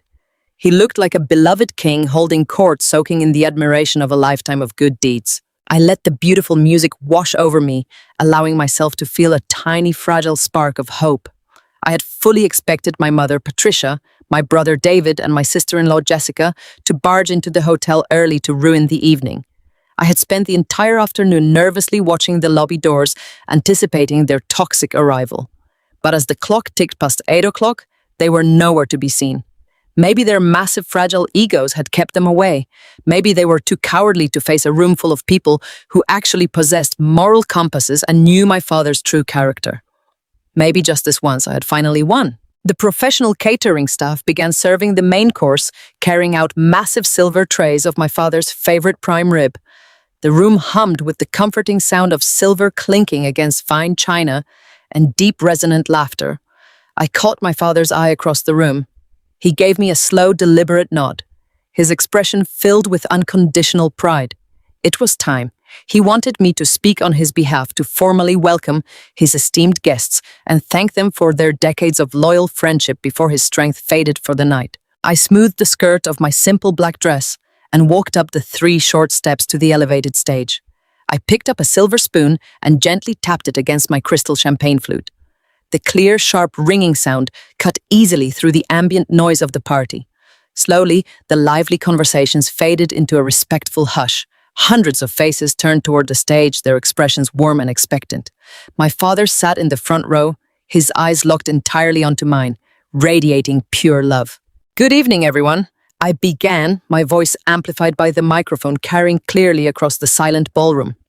"Thank you all so incredibly much for being here tonight." When my father first mentioned his final wish for this 70th birthday celebration, he told me he simply wanted to be surrounded by the people who had made his life meaningful. I paused, looking down at the man who had given me everything, my heart swelling with emotion. Looking out at all of you today, I can see exactly why he was so determined to have this beautiful night. I raised my glass high, taking a deep breath to deliver the final toast. But the words never left my throat. The heavy, ornate double doors at the back of the grand ballroom did not just open. They burst apart with a violent, echoing crash that made several guests physically jump in their seats. The string quartet abruptly stopped playing, the beautiful melody dying in an instant. The warm, inviting atmosphere shattered completely, replaced by a sudden freezing tension that sucked the air right out of the room. I froze on the stage, my hand gripping the cold metal microphone stand. Marching straight down the center aisle, completely ignoring the stunned gasps of the distinguished guests, was my mother, Patricia. She was dressed in an expensive, dramatic evening gown, her face set in a perfect, calculated mask of furious grief. Right behind her was David, walking with his chest puffed out in a pathetic display of false authority, alongside Jessica, who was gripping her designer handbag like a weapon. But they were not alone. Flanking my family on either side were 2 large uniformed city police officers, their heavy-duty belts jingling sharply in the dead silent room. Patricia stopped exactly 10 feet from the stage, her eyes locking directly onto mine with a toxic, triumphant malice. She had not stayed away out of cowardice. She had waited for the absolute perfect moment to ensure my destruction was as public and devastating as possible. The heavy oak doors of the ballroom did not just swing open. They were shoved apart with a violent force that sucked the warmth right out of the room. I stood frozen on the elevated stage with my microphone in hand. The beautiful string quartet music died instantly, replaced by the heavy rhythmic thud of police boots marching down the center aisle. My mother, Patricia, led the procession. She wore a stunning charcoal evening gown that must have cost thousands of dollars, completely contradicting the desperate poverty narrative she had been selling for months. But it was her face that captured the entire room. She had contorted her features into a flawless, practiced mask of absolute devastation. Real tears, summoned on command, spilled down her heavily powdered cheeks. She clutched a silk handkerchief to her chest, playing the role of the heartbroken matriarch to absolute perfection. Right behind her marched my brother David and his wife Jessica. David had puffed out his chest wearing a custom-tailored suit, acting like the fierce protector of our fragile family honor. Jessica flanked him, her hands covering her mouth in a display of theatrical horror.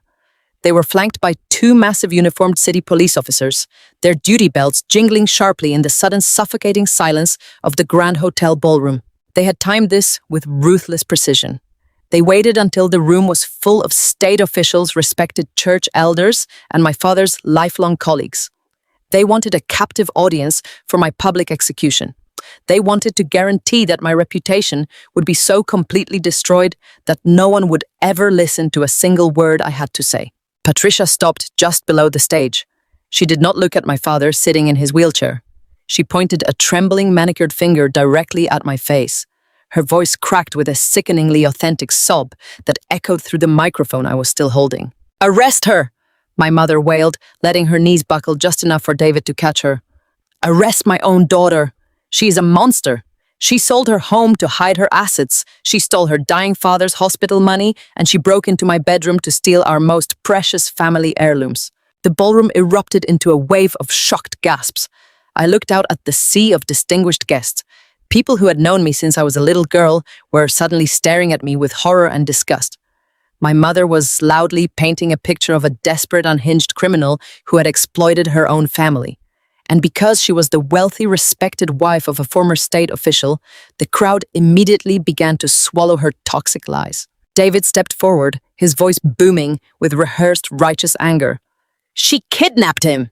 David shouted, gesturing dramatically toward my father. "She dragged a paralyzed man out of a state medical facility against his will. She has been withholding his pain medication. This is severe elder abuse, and we have the legal guardianship papers to prove she has lost her mind." The sheer magnitude of their perjury was breathtaking. They were standing on a stolen fortune of $8 million, funneling charity money through fake real estate companies, and yet they were screaming that I was the thief. Jessica chimed in from the back, her voice shrill and echoing. "She has a severe gambling addiction," Jessica cried out to the horrified crowd. "She has been stealing from us for months just to fund her reckless lifestyle and this ridiculous party." One of the police officers stepped heavily onto the stage. He did not ask for my side of the story. He did not care that I was the one who had just paid for this beautiful tribute ceremony with my last remaining dollars. He simply grabbed my left arm, twisted it firmly behind my back, and reached for his belt. The cold, heavy steel of the handcuffs bit sharply into my wrists. The metallic clicking sound echoed loudly across the silent room. It was a humiliating, degrading sound. The officer began reading me my Miranda rights in a flat, clinical voice. "You have the right to remain silent. Anything you say can and will be used against you in a court of law." I felt the eyes of 200 people burning into my skin. I heard the frantic whispers of my father's old colleagues. A woman in the front row actually covered her mouth and turned away from me in pure shame. My family had successfully orchestrated the ultimate public takedown. They expected me to break. They expected me to drop to my knees, to scream, to cry, to beg the police to listen to me. They wanted me to act exactly like the erratic, crazy woman they had spent weeks telling the community I was. But I did not give them that satisfaction. I did not resist the officer's grip. I did not shout my innocence to the stunned crowd. I simply stood up completely straight, squaring my shoulders, and allowed the cold metal to lock around my wrists. I felt a profound freezing calmness wash over my entire body. It was the absolute clarity of a woman who knows she's holding the winning hand in a high-stakes game. I looked past the police officer and locked eyes directly with my mother. Patricia was still leaning heavily against David, pretending to weep into her silk handkerchief. But for one brief, fleeting second, she lowered the cloth.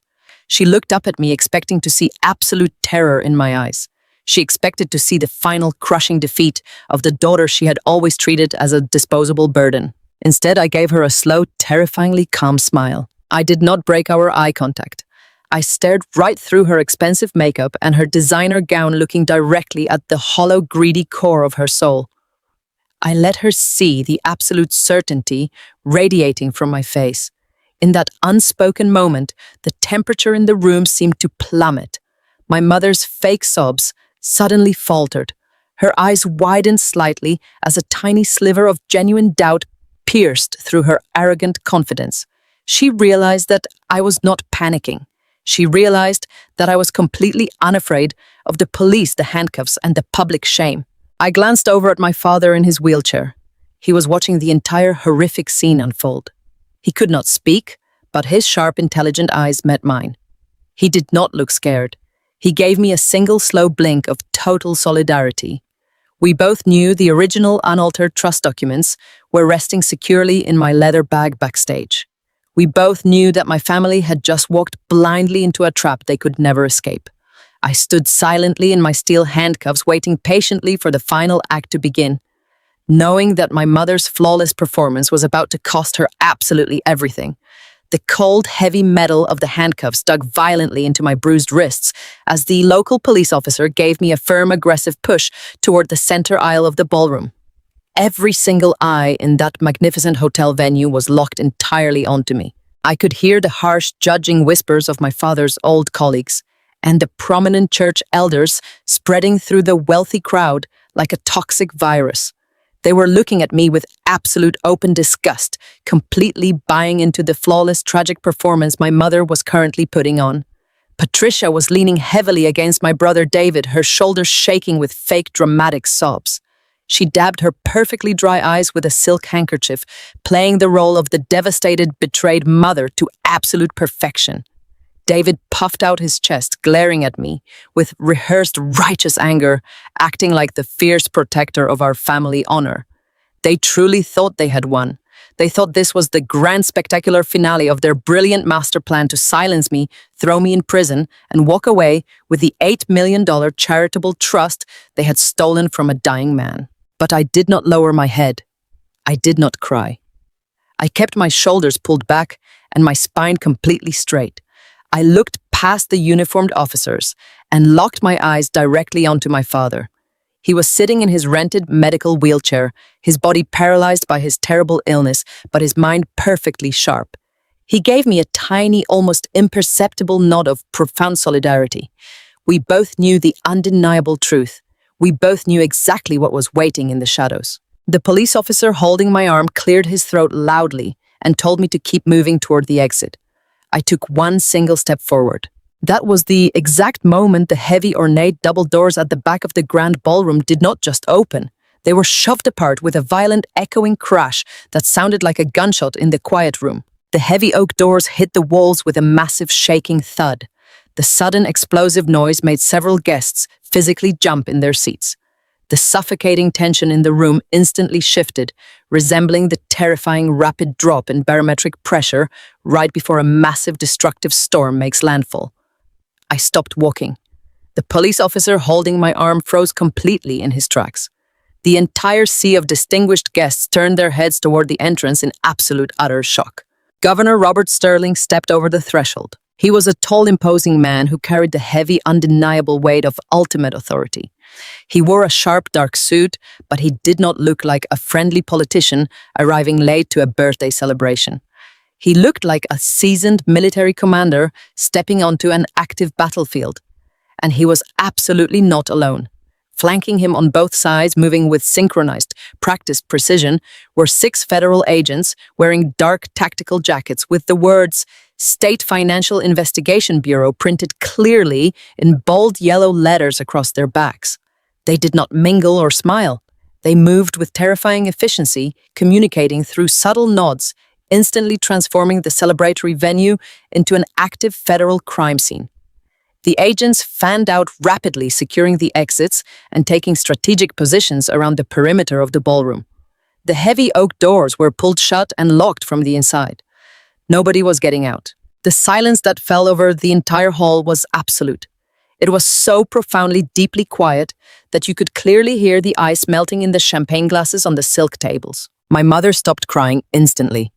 The fake, desperate sobs completely vanished from her throat.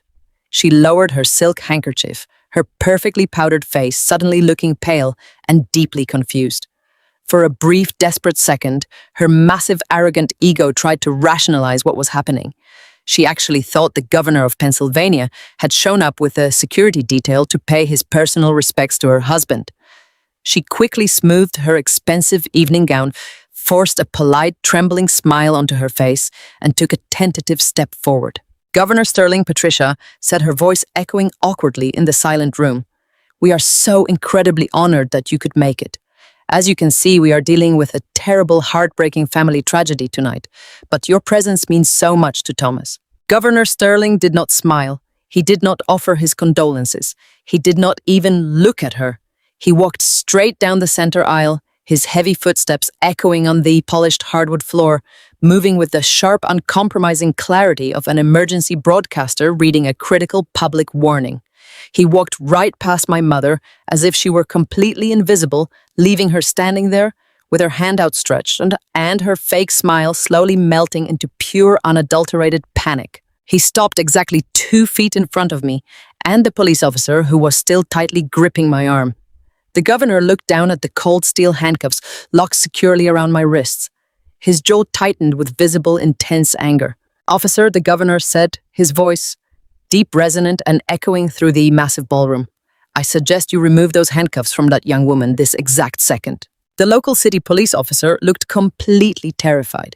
He glanced nervously at his partner, then looked up at the highest-ranking official in the entire state. "With all due respect, sir," the officer stammered, "we have a sworn affidavit. We have a felony arrest warrant for grand larceny and elder abuse signed by a judge." The governor did not blink. He reached into his dark suit jacket and pulled out a thick, heavy red folder. I recognized it immediately. It was the exact same folder I had uploaded to his secure whistleblower portal, containing every single piece of forensic accounting evidence I had painstakingly gathered. That warrant was secured under penalty of perjury, based on completely fabricated testimony. The governor commanded, his voice cutting through the silent room like a sharp blade. "You are currently arresting the primary state whistleblower in an active high-level federal investigation. Release her right now." The officer did not hesitate this time. He fumbled frantically for his keys. The cold metal clicked loudly, and the heavy handcuffs fell away from my bruised wrists. When the heavy steel fell away, the physical relief was absolutely nothing compared to the massive emotional weight that lifted off my chest. I had gambled absolutely everything I had left in the world on this single terrifying moment. I had burned my own life to the ground, sold my home, and faced total public humiliation just to get the truth in front of the right person. And it had finally worked. I rubbed my aching arms, taking a slow, deep breath of absolute freedom, and stepped back to stand directly beside the governor. A loud collective gasp rippled through the hundreds of stunned guests. My brother David's face turned the sickening color of wet concrete. He instinctively took a massive, terrified step backward, trying to hide behind his wife Jessica. Jessica's eyes darted frantically toward the exits, calculating if she could somehow slip away before the agents realized she was the mastermind operating the fake real estate shell companies. But a tall federal agent had already stepped directly behind her, firmly blocking her only path of escape. My mother was actively hyperventilating. The absolute terrifying reality of her situation was finally crashing down on her shoulders. The impenetrable fortress of vicious lies she had spent months building was disintegrating right in front of her eyes. Robert, Patricia gasped, her voice completely stripped of its usual arrogant polish. "There must be some kind of massive, terrible misunderstanding. My daughter is deeply unwell. She is a desperate, unhinged thief. You cannot possibly believe her wild, paranoid stories." Governor Sterling finally turned his head to look directly at my mother. His eyes were completely devoid of warmth or pity. He held up the heavy red folder for the entire ballroom to see. "I do not need to believe stories, Patricia," the governor said loudly, making absolutely sure every single person in the room could hear the undeniable truth. "I have the bank routing numbers. I have the forged authorization signatures. I have the property deeds for the shell companies you used to launder the money." He took one deliberate, highly intimidating step toward her, completely closing the distance. "You did not just steal from your dying husband, Patricia. You actively defrauded a state-recognized charitable trust fund out of $8 million meant for sick children. And you foolishly tried to frame the only person brave enough to stop you. The heavy steel handcuffs fell away from my bruised wrists with a loud metallic clatter. The local police officer took a rapid step back, his eyes darting nervously toward Governor Robert Sterling. The sheer presence of the governor, flanked by stern federal financial investigators, had completely paralyzed the grand ballroom. Nobody moved, nobody breathed. I rubbed my aching arms, feeling the warm rush of blood returning to my hands, and stood perfectly straight. For months, my mother Patricia and my brother David had treated me like a disposable pawn, isolating me and painting me as a desperate, unhinged thief. They thought they held all the cards. But as Governor Sterling walked past them and stepped up onto the elevated platform, the entire foundation of their arrogant delusion began to violently crumble. Governor Sterling did not offer polite greetings to the wealthy guests or the prominent church elders sitting in the audience.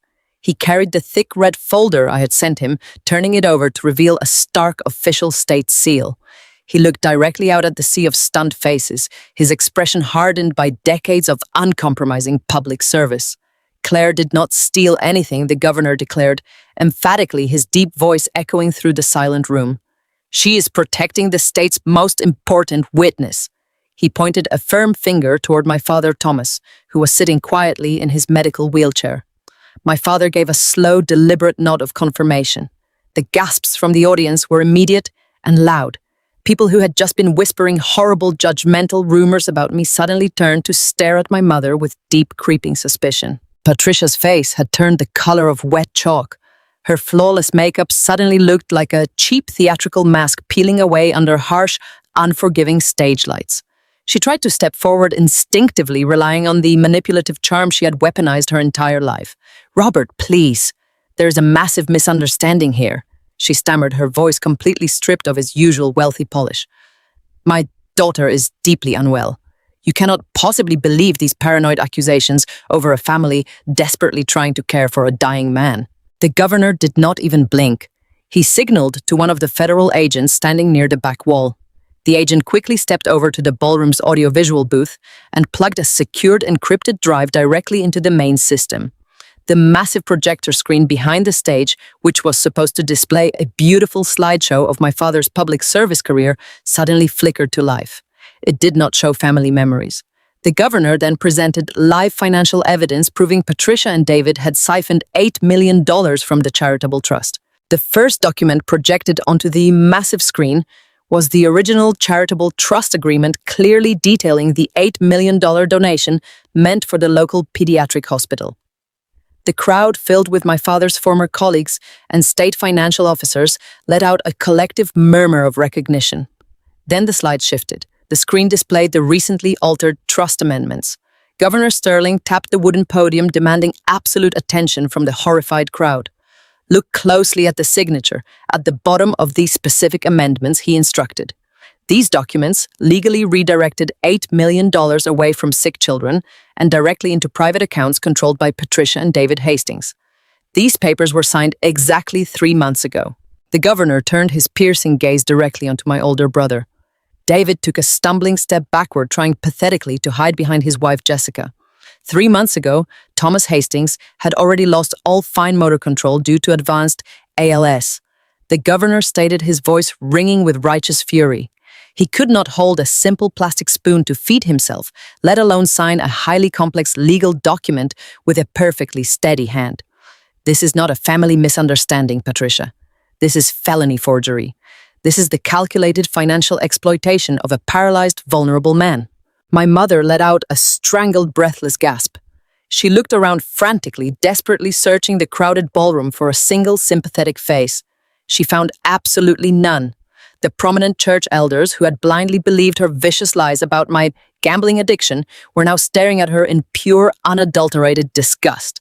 But the governor was not finished.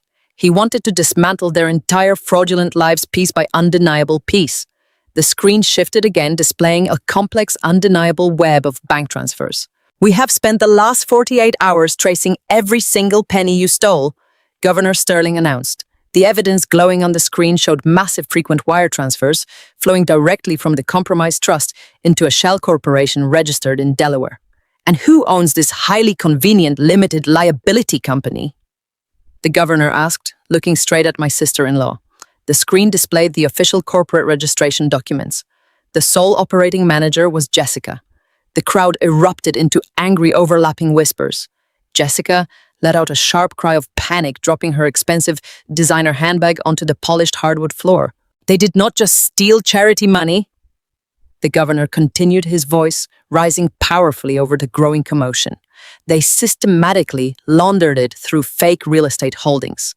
They bought a sprawling waterfront mansion and luxury imported sports cars, while simultaneously crying absolute poverty to their own family. They deliberately cut off the life-saving medical insurance of the man sitting right there in that wheelchair over a measly $800 a month.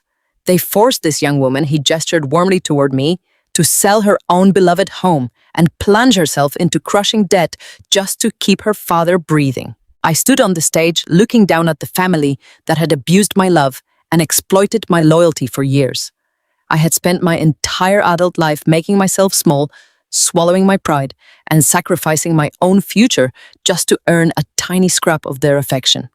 I had believed them when they said they were broke. I had accepted it when they called me a burden. But looking at the undeniable proof of their pure greed glowing on the massive screen, the final invisible chains holding me to them completely snapped. My father looked up at me from his wheelchair. Tears were streaming down his tired, weathered face, but his eyes were shining with overwhelming, unconditional pride. He had spent his entire career rooting out financial corruption, and he was watching his daughter bravely finish his final, most painful case. Patricia collapsed heavily into a chair, burying her face in her hands, finally realizing that no amount of crying or lying could ever save her now. David stood completely frozen, his arrogant corporate posture entirely shattered, looking exactly like a terrified little boy caught in a massive lie. The truth was finally out in the open, bright and undeniable, and their perfect, wealthy facade was permanently burned to the ground. The massive projector screen glowed with the undeniable proof of their calculated greed. I watched my mother, Patricia, as the reality of the situation finally shattered her flawless facade. The color drained entirely from her face, leaving her skin the sickening shade of old parchment. Her expensive charcoal evening gowns suddenly looked ridiculous, a costume worn by a desperate actor whose play had just been violently cancelled. For a long, agonizing moment, she simply stared at the projected bank routing numbers and the forged signature documents, unable to process the absolute destruction of her carefully constructed lies. Then the denial began. It did not start as a scream, but as a frantic, pathetic scramble for control. She stepped away from my brother David and rushed toward the edge of the elevated stage, waving her manicured hands frantically in the air. She shouted that the documents were completely fabricated, declaring loudly to the horrified ballroom that the governor was participating in a massive illegal conspiracy against our family.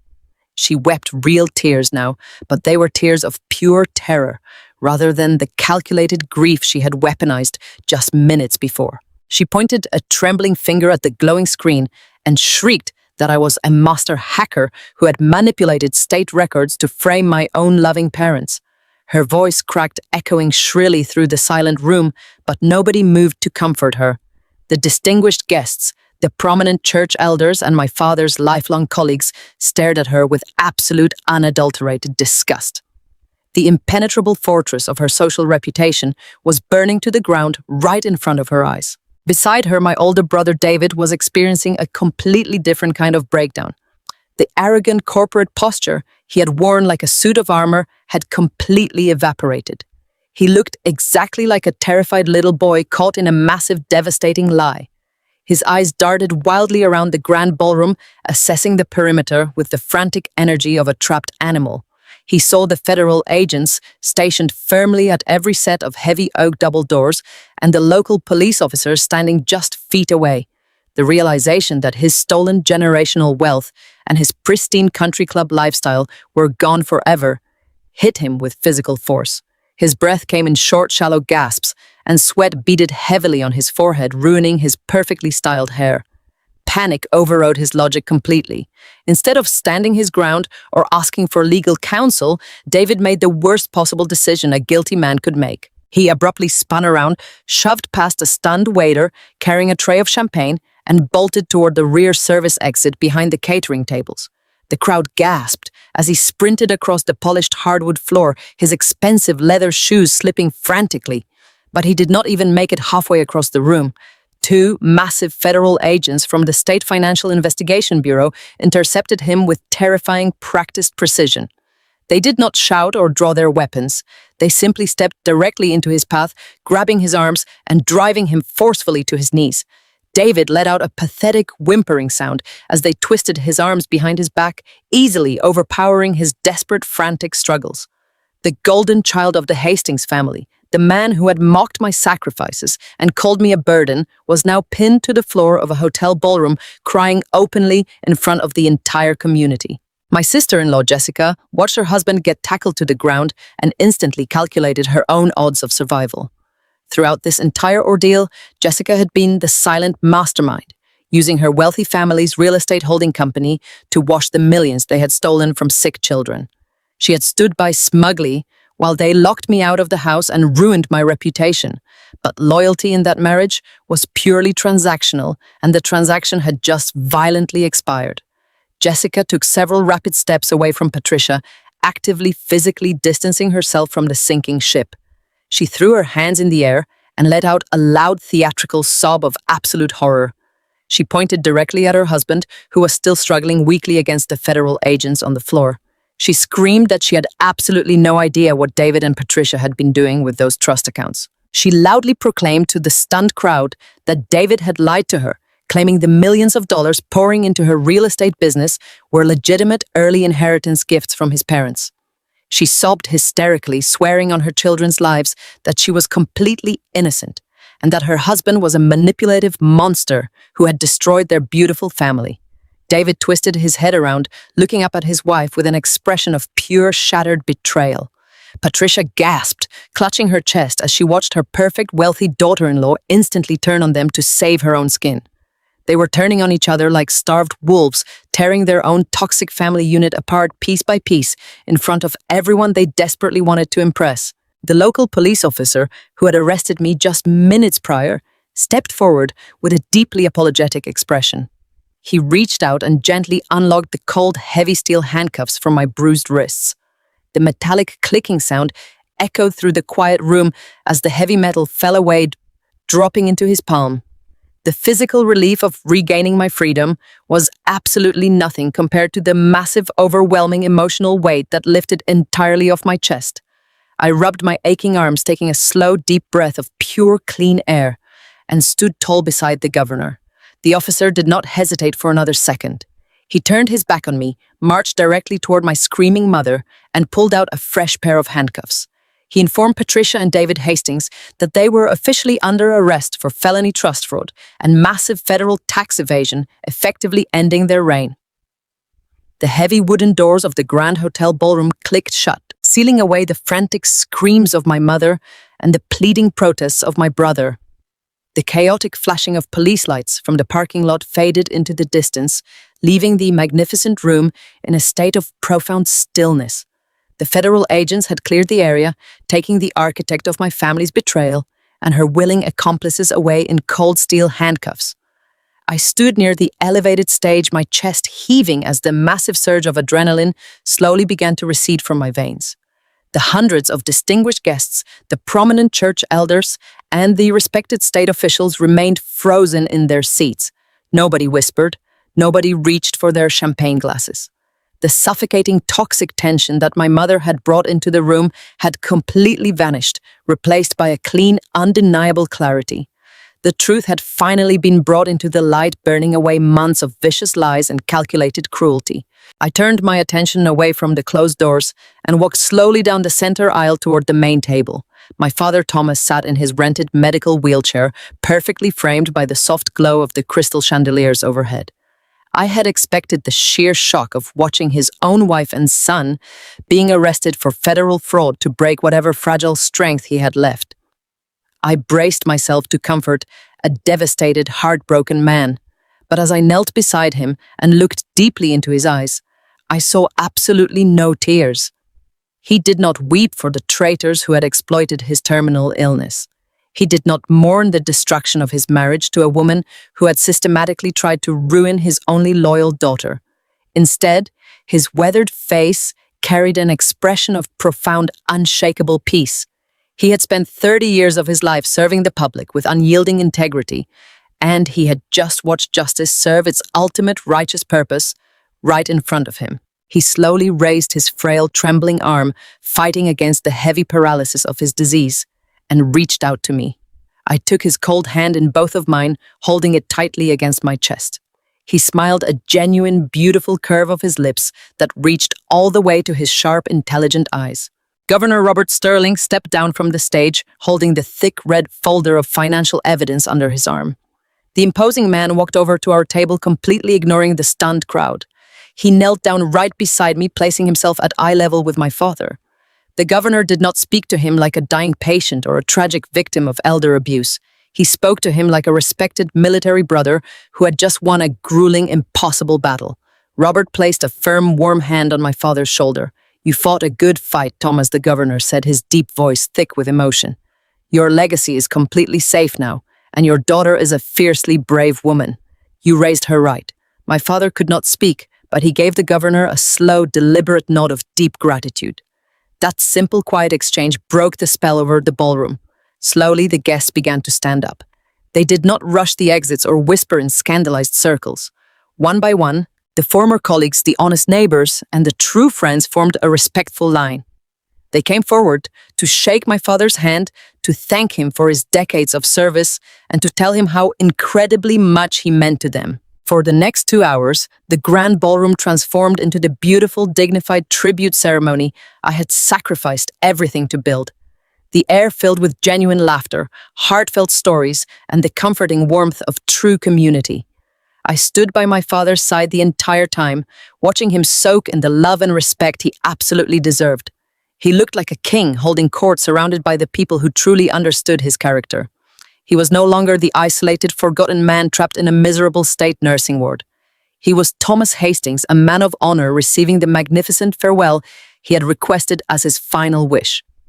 When the evening finally drew to a close, and the last guest offered their warm goodbyes, the private medical transport team arrived to take him back to his secure, comfortable room at the private facility.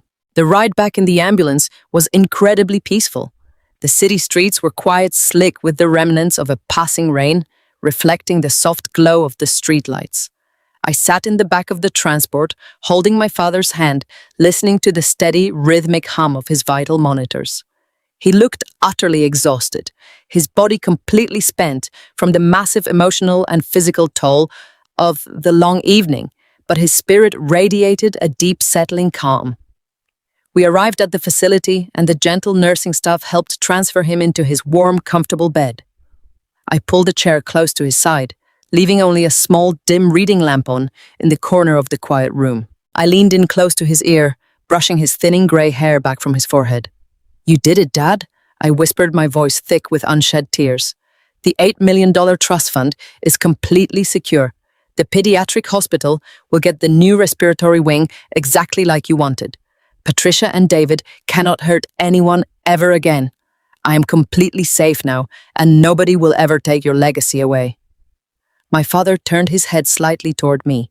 His breathing was growing shallower, the pauses between his breaths stretching just a fraction longer.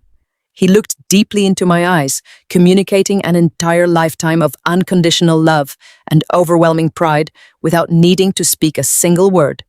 He gave my fingers one final, incredibly weak squeeze. He knew his ultimate mission on this earth was finished. He had successfully protected the charitable gift meant for sick children, and he had witnessed his daughter secure her own freedom and safety. I sat by his bedside for hours holding his hand, as the deep darkness of the night slowly gave way to the very first pale light of dawn, creeping through the window blinds. I did not let go of him for a single second. And sometime during those quiet early morning hours, after his last beautiful wish was fully fulfilled and his heart was entirely unburdened, my father gently breathed his last in his sleep. There was no struggle, no pain, and no fear. He simply slipped away into the peaceful silence, leaving behind a legacy of absolute integrity and a daughter who finally knew exactly how strong she truly was. The machines let out a steady, continuous tone, confirming what my heart already knew.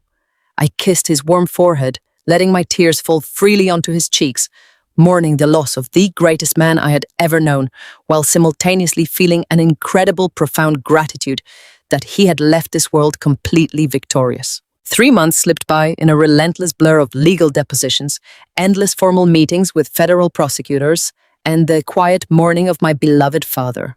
The grand hotel ballroom, where this terrible nightmare finally imploded, felt like a completely different lifetime ago.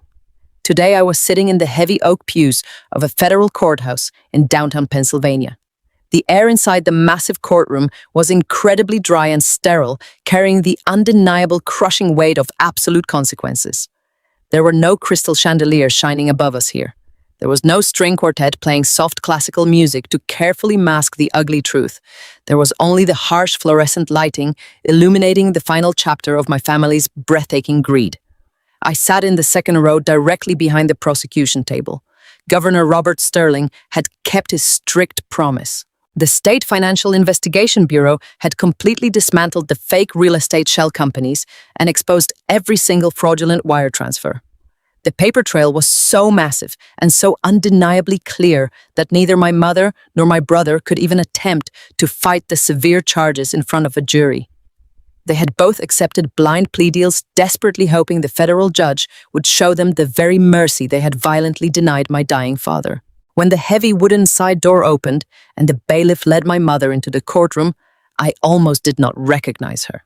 Patricia Hastings, the arrogant woman who had spent her entire adult life defined by expensive salon appointments and country club gossip, looked entirely hollowed out. She was wearing a shapeless standard-issue gray prison jumpsuit. Her usually perfect hair was flat and dull, and without her expensive designer makeup, she just looked like a very tired, very terrified old woman. She did not look back at me. She kept her eyes glued firmly to the polished wooden table in front of her defense attorney. The federal judge, a stern woman with zero tolerance for white-collar criminals, adjusted her glasses and looked down at my mother with absolute unadulterated disgust. The judge did not hold back her sharp words. She read the victim impact statements directly into the official public record, detailing exactly how Patricia had intentionally withheld life-saving medical insurance payments from her paralyzed husband simply to hoard stolen charity funds. The judge stated loudly that stealing from a dedicated pediatric hospital was a crime of pure calculated evil. When the heavy wooden gavel finally fell, the sharp sound echoed loudly across the quiet room. Patricia was sentenced to 84 months in a federal penitentiary for massive wire fraud and the severe financial exploitation of a vulnerable elder. My mother let out a single broken sob, her shoulders collapsing entirely as the armed guards stepped forward to formally escort her away. My older brother David was brought out next for his own sentencing. If Patricia looked defeated, David looked absolutely, completely broken. The golden child of the Hastings family had lost every single ounce of his arrogant corporate bravado. He stood before the towering judge trembling visibly, his hands gripping the edges of the defense podium so hard his knuckles had turned completely white. When the judge asked if he had anything to say before the final sentencing, David actually burst into loud tears. He put on a pathetic, desperate display of total cowardice. He cried openly, frantically, trying to shift the entire blame onto our mother. He loudly claimed that Patricia had manipulated him, that he was just blindly following her strict instructions, and that he never truly understood the massive scale of the financial theft. He begged the court for house arrest, citing his 2 young children and his previously spotless community record. The federal judge cut him off mid-sentence. She firmly reminded him that he was a fully grown, highly educated man who had willingly forged his dying father's signature to steal millions of dollars meant for sick children. The judge handed David a harsh, uncompromising sentence of 96 months in federal prison. He actually collapsed to his knees right there in the open courtroom. 2 heavy bailiffs had to physically lift him by his arms and drag him out the side door while he openly wept, entirely stripped of the unearned pride he had worn his entire life. While my mother and brother were facing their hard prison sentences, My sister-in-law Jessica was facing a completely different kind of absolute destruction. Jessica had always been the ultimate survivor, the cunning architect behind the fake shell companies used to quietly wash the stolen charity money. The very morning after the disastrous hotel birthday party, Jessica had aggressively filed for a rapid divorce from David. She desperately tried to legally distance herself from the massive criminal fallout, hoping to completely protect her wealthy family's prestigious real estate business. She confidently thought she could simply abandon her husband, walk away with the purchased luxury assets, and pretend she was just another innocent victim of his deception. But the federal government does not play those foolish games. The financial investigators had easily traced every single dollar back to her specific limited liability corporations. Because the sprawling waterfront mansion, the imported luxury sports cars, and the massive investment accounts were all acquired using dirty stolen money, the state moved aggressively. Federal agents officially confiscated absolutely everything. The government seized the mansion, towed the sports cars right out of the private driveway, and froze every single bank account tied to her name. Jessica was left with absolutely nothing but an enormous crushing mountain of legal debt and a completely ruined public reputation she could never possibly rebuild. I sat quietly in the courtroom long after the legal proceedings had concluded. The heavy wooden doors were closed and the massive space was empty, but it felt incredibly peaceful. I thought about the tiny, drafty apartment I had lived in, the desperate, exhausting hours I had worked, and the beloved starter home I had sacrificed just to give my father a single night of dignity. I had lost so much along the long, painful way, but looking at the absolute justice that had just been handed down, I knew it was worth every single tear. My family had tried to bury me alive under a mountain of vicious lies and suffocating greed. They had pushed me straight to the edge of total financial ruin.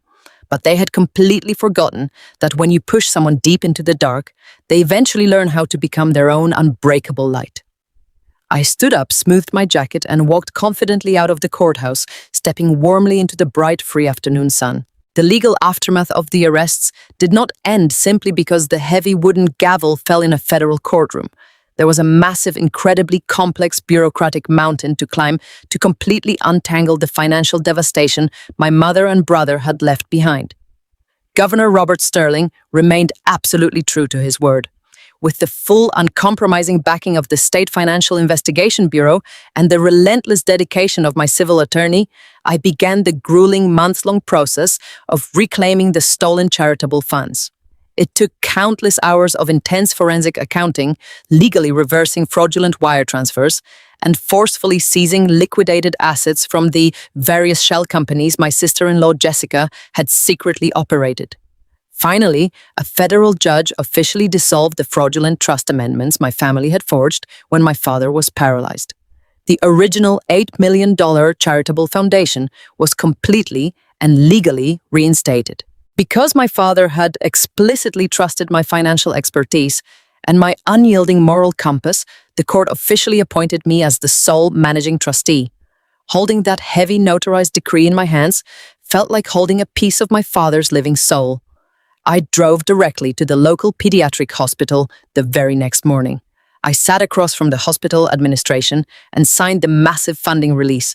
They were going to break ground on a brand new state-of-the-art respiratory wing for sick children. We were going to save lives exactly as my father had intended from the very beginning. While the charitable trust was finally secure and operating perfectly, my own personal life was still lying in absolute ruins. I was still waking up every single morning in that miserable, drafty apartment on the bad side of town. My credit score was completely destroyed, and my life savings had been entirely wiped out by the massive medical bills, the private ambulance transport, and the extravagant hotel birthday party I had funded. But the federal court recognized the sheer undeniable malice of what my family had done to me. During the restitution phase of the criminal trial, the judge did not hold back. She awarded me substantial compensatory and punitive damages legally, seizing the funds directly from the remaining legitimate retirement accounts and property assets Patricia and David had desperately tried to hoard. When that massive settlement finally cleared and the money appeared in my depleted bank account, I did not feel a sudden reckless urge to buy luxury cars, designer clothes, or expensive vacations. I only wanted one single thing in the entire world. I wanted my sanctuary back. I desperately wanted the tiny one-story starter home I had sacrificed to give my father his final dying wish. I knew that buying my old house back was a massive, almost impossible long shot. I had sold it in a frantic rush to a sweet young couple who were probably just settling happily into their new lives. They had absolutely no reason to leave, but I had to try. I drove back to my old quiet suburban neighborhood on a crisp Tuesday morning, my heart hammering a frantic, terrifying rhythm against my ribs. I parked on the street and looked at the property. The small tomato garden I had planted in the backyard was blooming beautifully. The front porch was painted a fresh, cheerful yellow. I walked up the paved driveway and knocked on the familiar wooden door.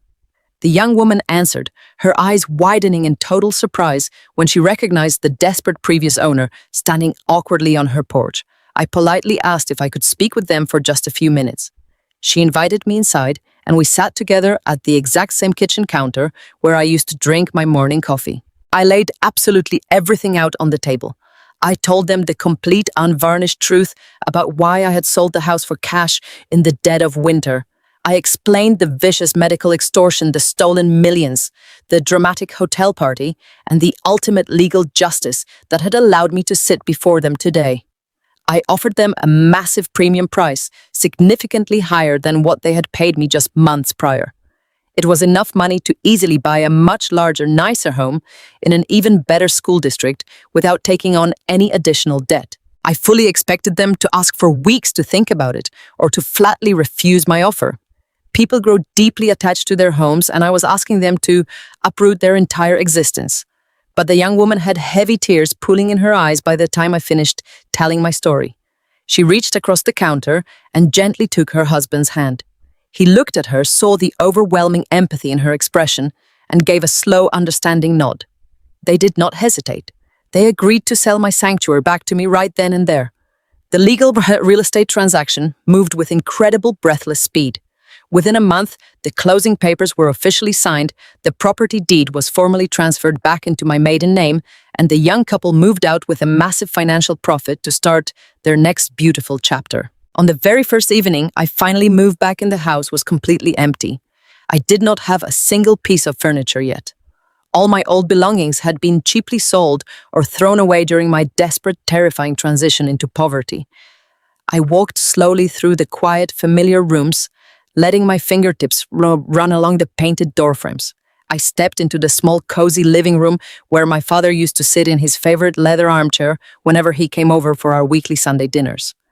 Long before his terrible illness took his mobility and his voice, we would spend hours in this exact room, drinking warm tea, debating state financial budgets, and laughing loudly at his terrible dad jokes. I sat down right in the middle of the bare wooden floor. The late afternoon sun filtered perfectly through the front bay window, casting a warm golden glow across the entire room. I closed my eyes and took a deep, clean breath of familiar air. I had lost my beloved father to a cruel disease, and I had permanently lost the illusion of a supportive, loving family. But sitting there entirely alone in the quiet warmth of my redeemed home, I realized with absolute unshakable certainty that I had not lost myself. This house was a living monument to the hardest, most painful sacrifice I had ever made in my life. Buying it back was the ultimate, undeniable proof that I had survived their cruelty, protected my father's beautiful legacy, and won my absolute freedom. The late afternoon sun felt remarkably warm as it washed over the small backyard of my home.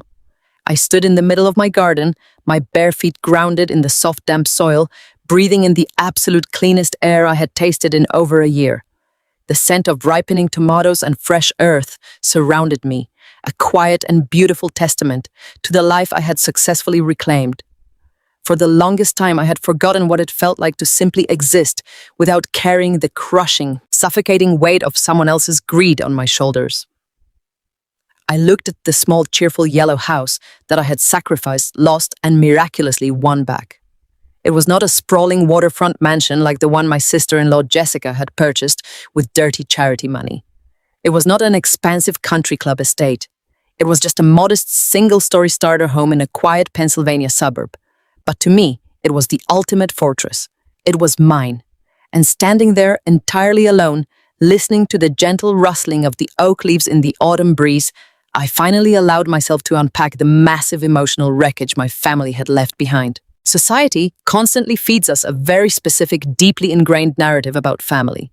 From the time we are young children sitting in Sunday school, we are heavily conditioned to believe that blood ties are the ultimate, unbreakable bond. We are taught to honor our parents without question, to support our siblings without hesitation, and to sacrifice our own comfort for the greater good of the household. For 32 years, I swallowed that narrative completely whole. I allowed my mother Patricia and my brother David to weaponize the concept of family against me. They used my deep, unwavering loyalty to my father as a bottomless bank account. They convinced me that my status as a single woman meant my time, my money, and my future were entirely expendable. I believed that if I just worked a little harder, stayed awake a little longer, and gave them absolutely everything I had, they would eventually look at me with the same love and respect they so freely gave to each other. But standing in the peaceful quiet of my garden, the absolute truth finally settled into my bones with crystal clear certainty. Blood ties do not give anyone the right to exploit you. Sharing a last name does not grant someone a free pass to completely dismantle your financial security, destroy your mental health, and treat you like a disposable servant. The harsh, painful reality I had to learn is that some people will use your biological connection as a heavy chain to keep you exactly where they want you. My mother did not look at me and see a daughter to cherish. She saw a highly convenient shield to hide behind while she orchestrated a massive $8 million fraud. My brother did not see a sister to protect. He saw an obedient, naive workhorse who would gladly carry his heavy burdens while he drove luxury cars and lived a life of unearned privilege. They relied entirely on my silence and my endless capacity for guilt. I used to think that true love meant giving until it physically hurt. When I sold my beloved home and moved into that freezing, dilapidated apartment to pay for my father's medical bills, I honestly thought I was performing the ultimate act of devotion. But I look back on those dark, miserable months now, and I realize a terrifying truth about blind self-sacrifice. When you unconditionally surrender your own boundaries to people who lack a basic moral compass, your sacrifice does not inspire them to change. It only fuels their insatiable greed. Every single time I wrote a check to cover the insurance premiums my mother had deliberately cancelled, I was not teaching her the value of my love. I was simply teaching her exactly what she could get away with. I was actively showing them that my life was completely negotiable and that their comfort would always take absolute priority over my basic survival. True love is not an exploitative contract. It is not a transactional ledger where one person constantly bleeds themselves dry while the other person simply takes. True love is the quiet, profound respect my father showed me in his final moments. Even when his body was completely failing him, his mind remained perfectly focused on doing what was right. He did not ask me to burn my life to the ground. He handed me the key to his safe deposit box because he wanted to protect me just as fiercely as I wanted to protect him. That is what a real family does. They build you up, they secure your future, and they stand proudly beside you in the darkest, most terrifying storms. They do not forge signatures, launder stolen charity money, and call the police to have you arrested in front of hundreds of people just to protect their luxury lifestyle. A gentle breeze swept through the garden, rustling the tomato vines and breaking my deep train of thought. I took another long, slow breath, feeling the cool air fill my lungs completely. The anger that had burned so fiercely in my chest during the trial, the sharp, biting betrayal that had kept me awake for countless nights, it was all finally beginning to evaporate. It was being replaced by a solid, unshakable peace. I knew that in a federal prison miles away, my mother and brother were facing the stark, miserable reality of their own calculated choices. They had traded their freedom and their family for money that never belonged to them in the first place. I did not pity them, and I certainly did not miss them. I bent down and scooped up a handful of the rich, dark soil from the garden bed. It felt incredibly grounding, a tangible reminder that I was exactly where I was supposed to be. I had walked through absolute hell, faced total public humiliation, and stood firm against the people who were supposed to love me the most. And I had survived. I had secured my father's beautiful legacy, ensured the pediatric hospital would receive their new wing, and fought my way back to my sanctuary. I realize now that the hardest lesson in life is learning when to stop fighting for people who are perfectly content watching you drown. You cannot heal a toxic family by simply loving them harder. You can only heal yourself by bravely walking away. I looked up at the clear, expansive autumn sky above my small yellow house. I was 32 years old, starting completely over, but for the very first time in my life, the path ahead belonged entirely to me. I brushed the soil from my hands, turned toward my back door, and walked inside my safe, quiet home, ready to finally begin the rest of my beautiful, unburdened life. I want to speak directly to anyone watching this who might be carrying a massive weight they were never meant to carry. When you go through a traumatic family betrayal involving money and the care of a vulnerable parent, the aftermath leaves you fundamentally changed. I look back at the woman who stood in that freezing apartment, terrified of massive hospital bills and completely isolated by her own mother, and I wish I could tell her that the terrifying storm was actually leading her to the greatest victory of her life. If you see yourself in this story, if you have ever been forced to shrink back to please the selfishness of others, I want you to listen to me very carefully. If you have spent decades trying to be the perfect child or the endlessly accommodating sibling, you need to understand the highly dangerous game you are actively playing. We are constantly conditioned from a young age to completely believe that family is an absolute unbreakable bond. We are taught in our local communities and in churches that keeping the peace is the ultimate virtue. But keeping the peace should absolutely never require you to completely destroy your own life. My mother and brother used that exact societal expectation as a highly effective weapon against me. They knew I valued my dying father's dignity. They knew I possessed a strong moral compass. Instead of respecting those qualities, they viewed them as highly exploitable weaknesses. They assumed my deep love for my father would keep me completely blind to their massive $8 million theft. They arrogantly thought that if they just pushed me hard enough, isolated me from my support systems, and ruined my public reputation, I would simply collapse under the pressure and quietly disappear into absolute poverty. But they were completely wrong. If you are currently facing a similar situation, the people exploiting you are absolutely wrong too. There is a profound, incredibly dangerous breaking point that happens when someone who has always been kind is finally pushed entirely out of the light. You realize that your blind self-sacrifice is not healing your toxic family members. It is only fueling their insatiable, bottomless greed. Every single time you write a check, you cannot afford every time you silently bite your tongue when you are harshly insulted, and every time you accept the blame for a terrible conflict you did not start. You are absolutely not buying their love. You are simply teaching them exactly how much emotional and financial abuse you are willingly prepared to tolerate. It is time for you to stand up. I know exactly how terrifying it feels to openly challenge the established dynamic of your family. I know how deeply it hurts to finally realize that the people who are supposed to protect you are actually the ones holding the sharpest knife. When I stood in that grand hotel ballroom with cold steel handcuffs locked tightly around my bruised wrists, surrounded by hundreds of distinguished guests who falsely believed I was a desperate thief, I felt the absolute crushing weight of their collective judgment. But the truth is, the ultimate, impenetrable shield. When Governor Robert Sterling walked boldly through those heavy doors, carrying the undeniable financial evidence, every single vicious lie my mother had carefully constructed completely burned to the ground in a matter of seconds. The truth absolutely does not care about your expensive designer clothes or your perfect country club reputation. You must always remember that establishing strict boundaries with toxic people is not an act of betrayal. Boundaries are exactly how you survive. You have the absolute right to completely protect your financial security, your mental health, and your peaceful future. You do not owe your hard-earned life savings to a lazy sibling who refuses to work. You do not owe your quiet silence to a cruel parent who actively tries to completely destroy your public reputation. True love is firmly based on mutual respect, total honesty, and unconditional support. It is absolutely not an exploitative, one-sided contract where you are constantly expected to bleed yourself completely dry just to keep everyone else perfectly comfortable. Taking back your personal power requires you to look at your family members, not as the loving people you desperately wish they were, but exactly as the deeply flawed people their continuous actions prove them to be.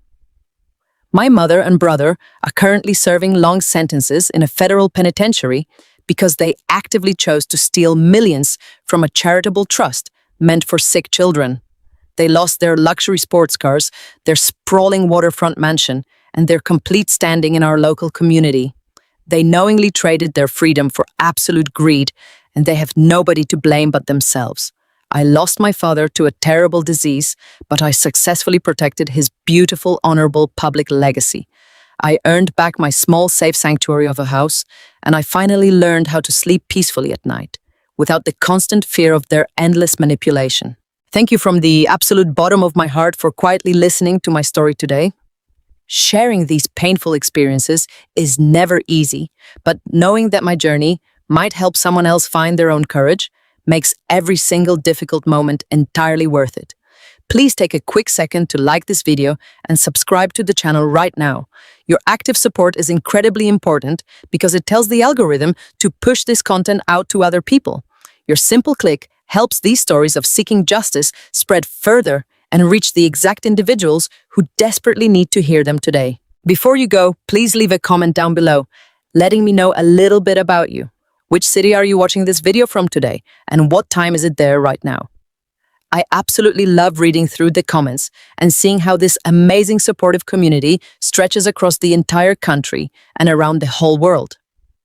Remember to always protect your peace guard, your gentle heart, and never let anyone make you feel guilty for simply demanding the respect you rightfully deserve.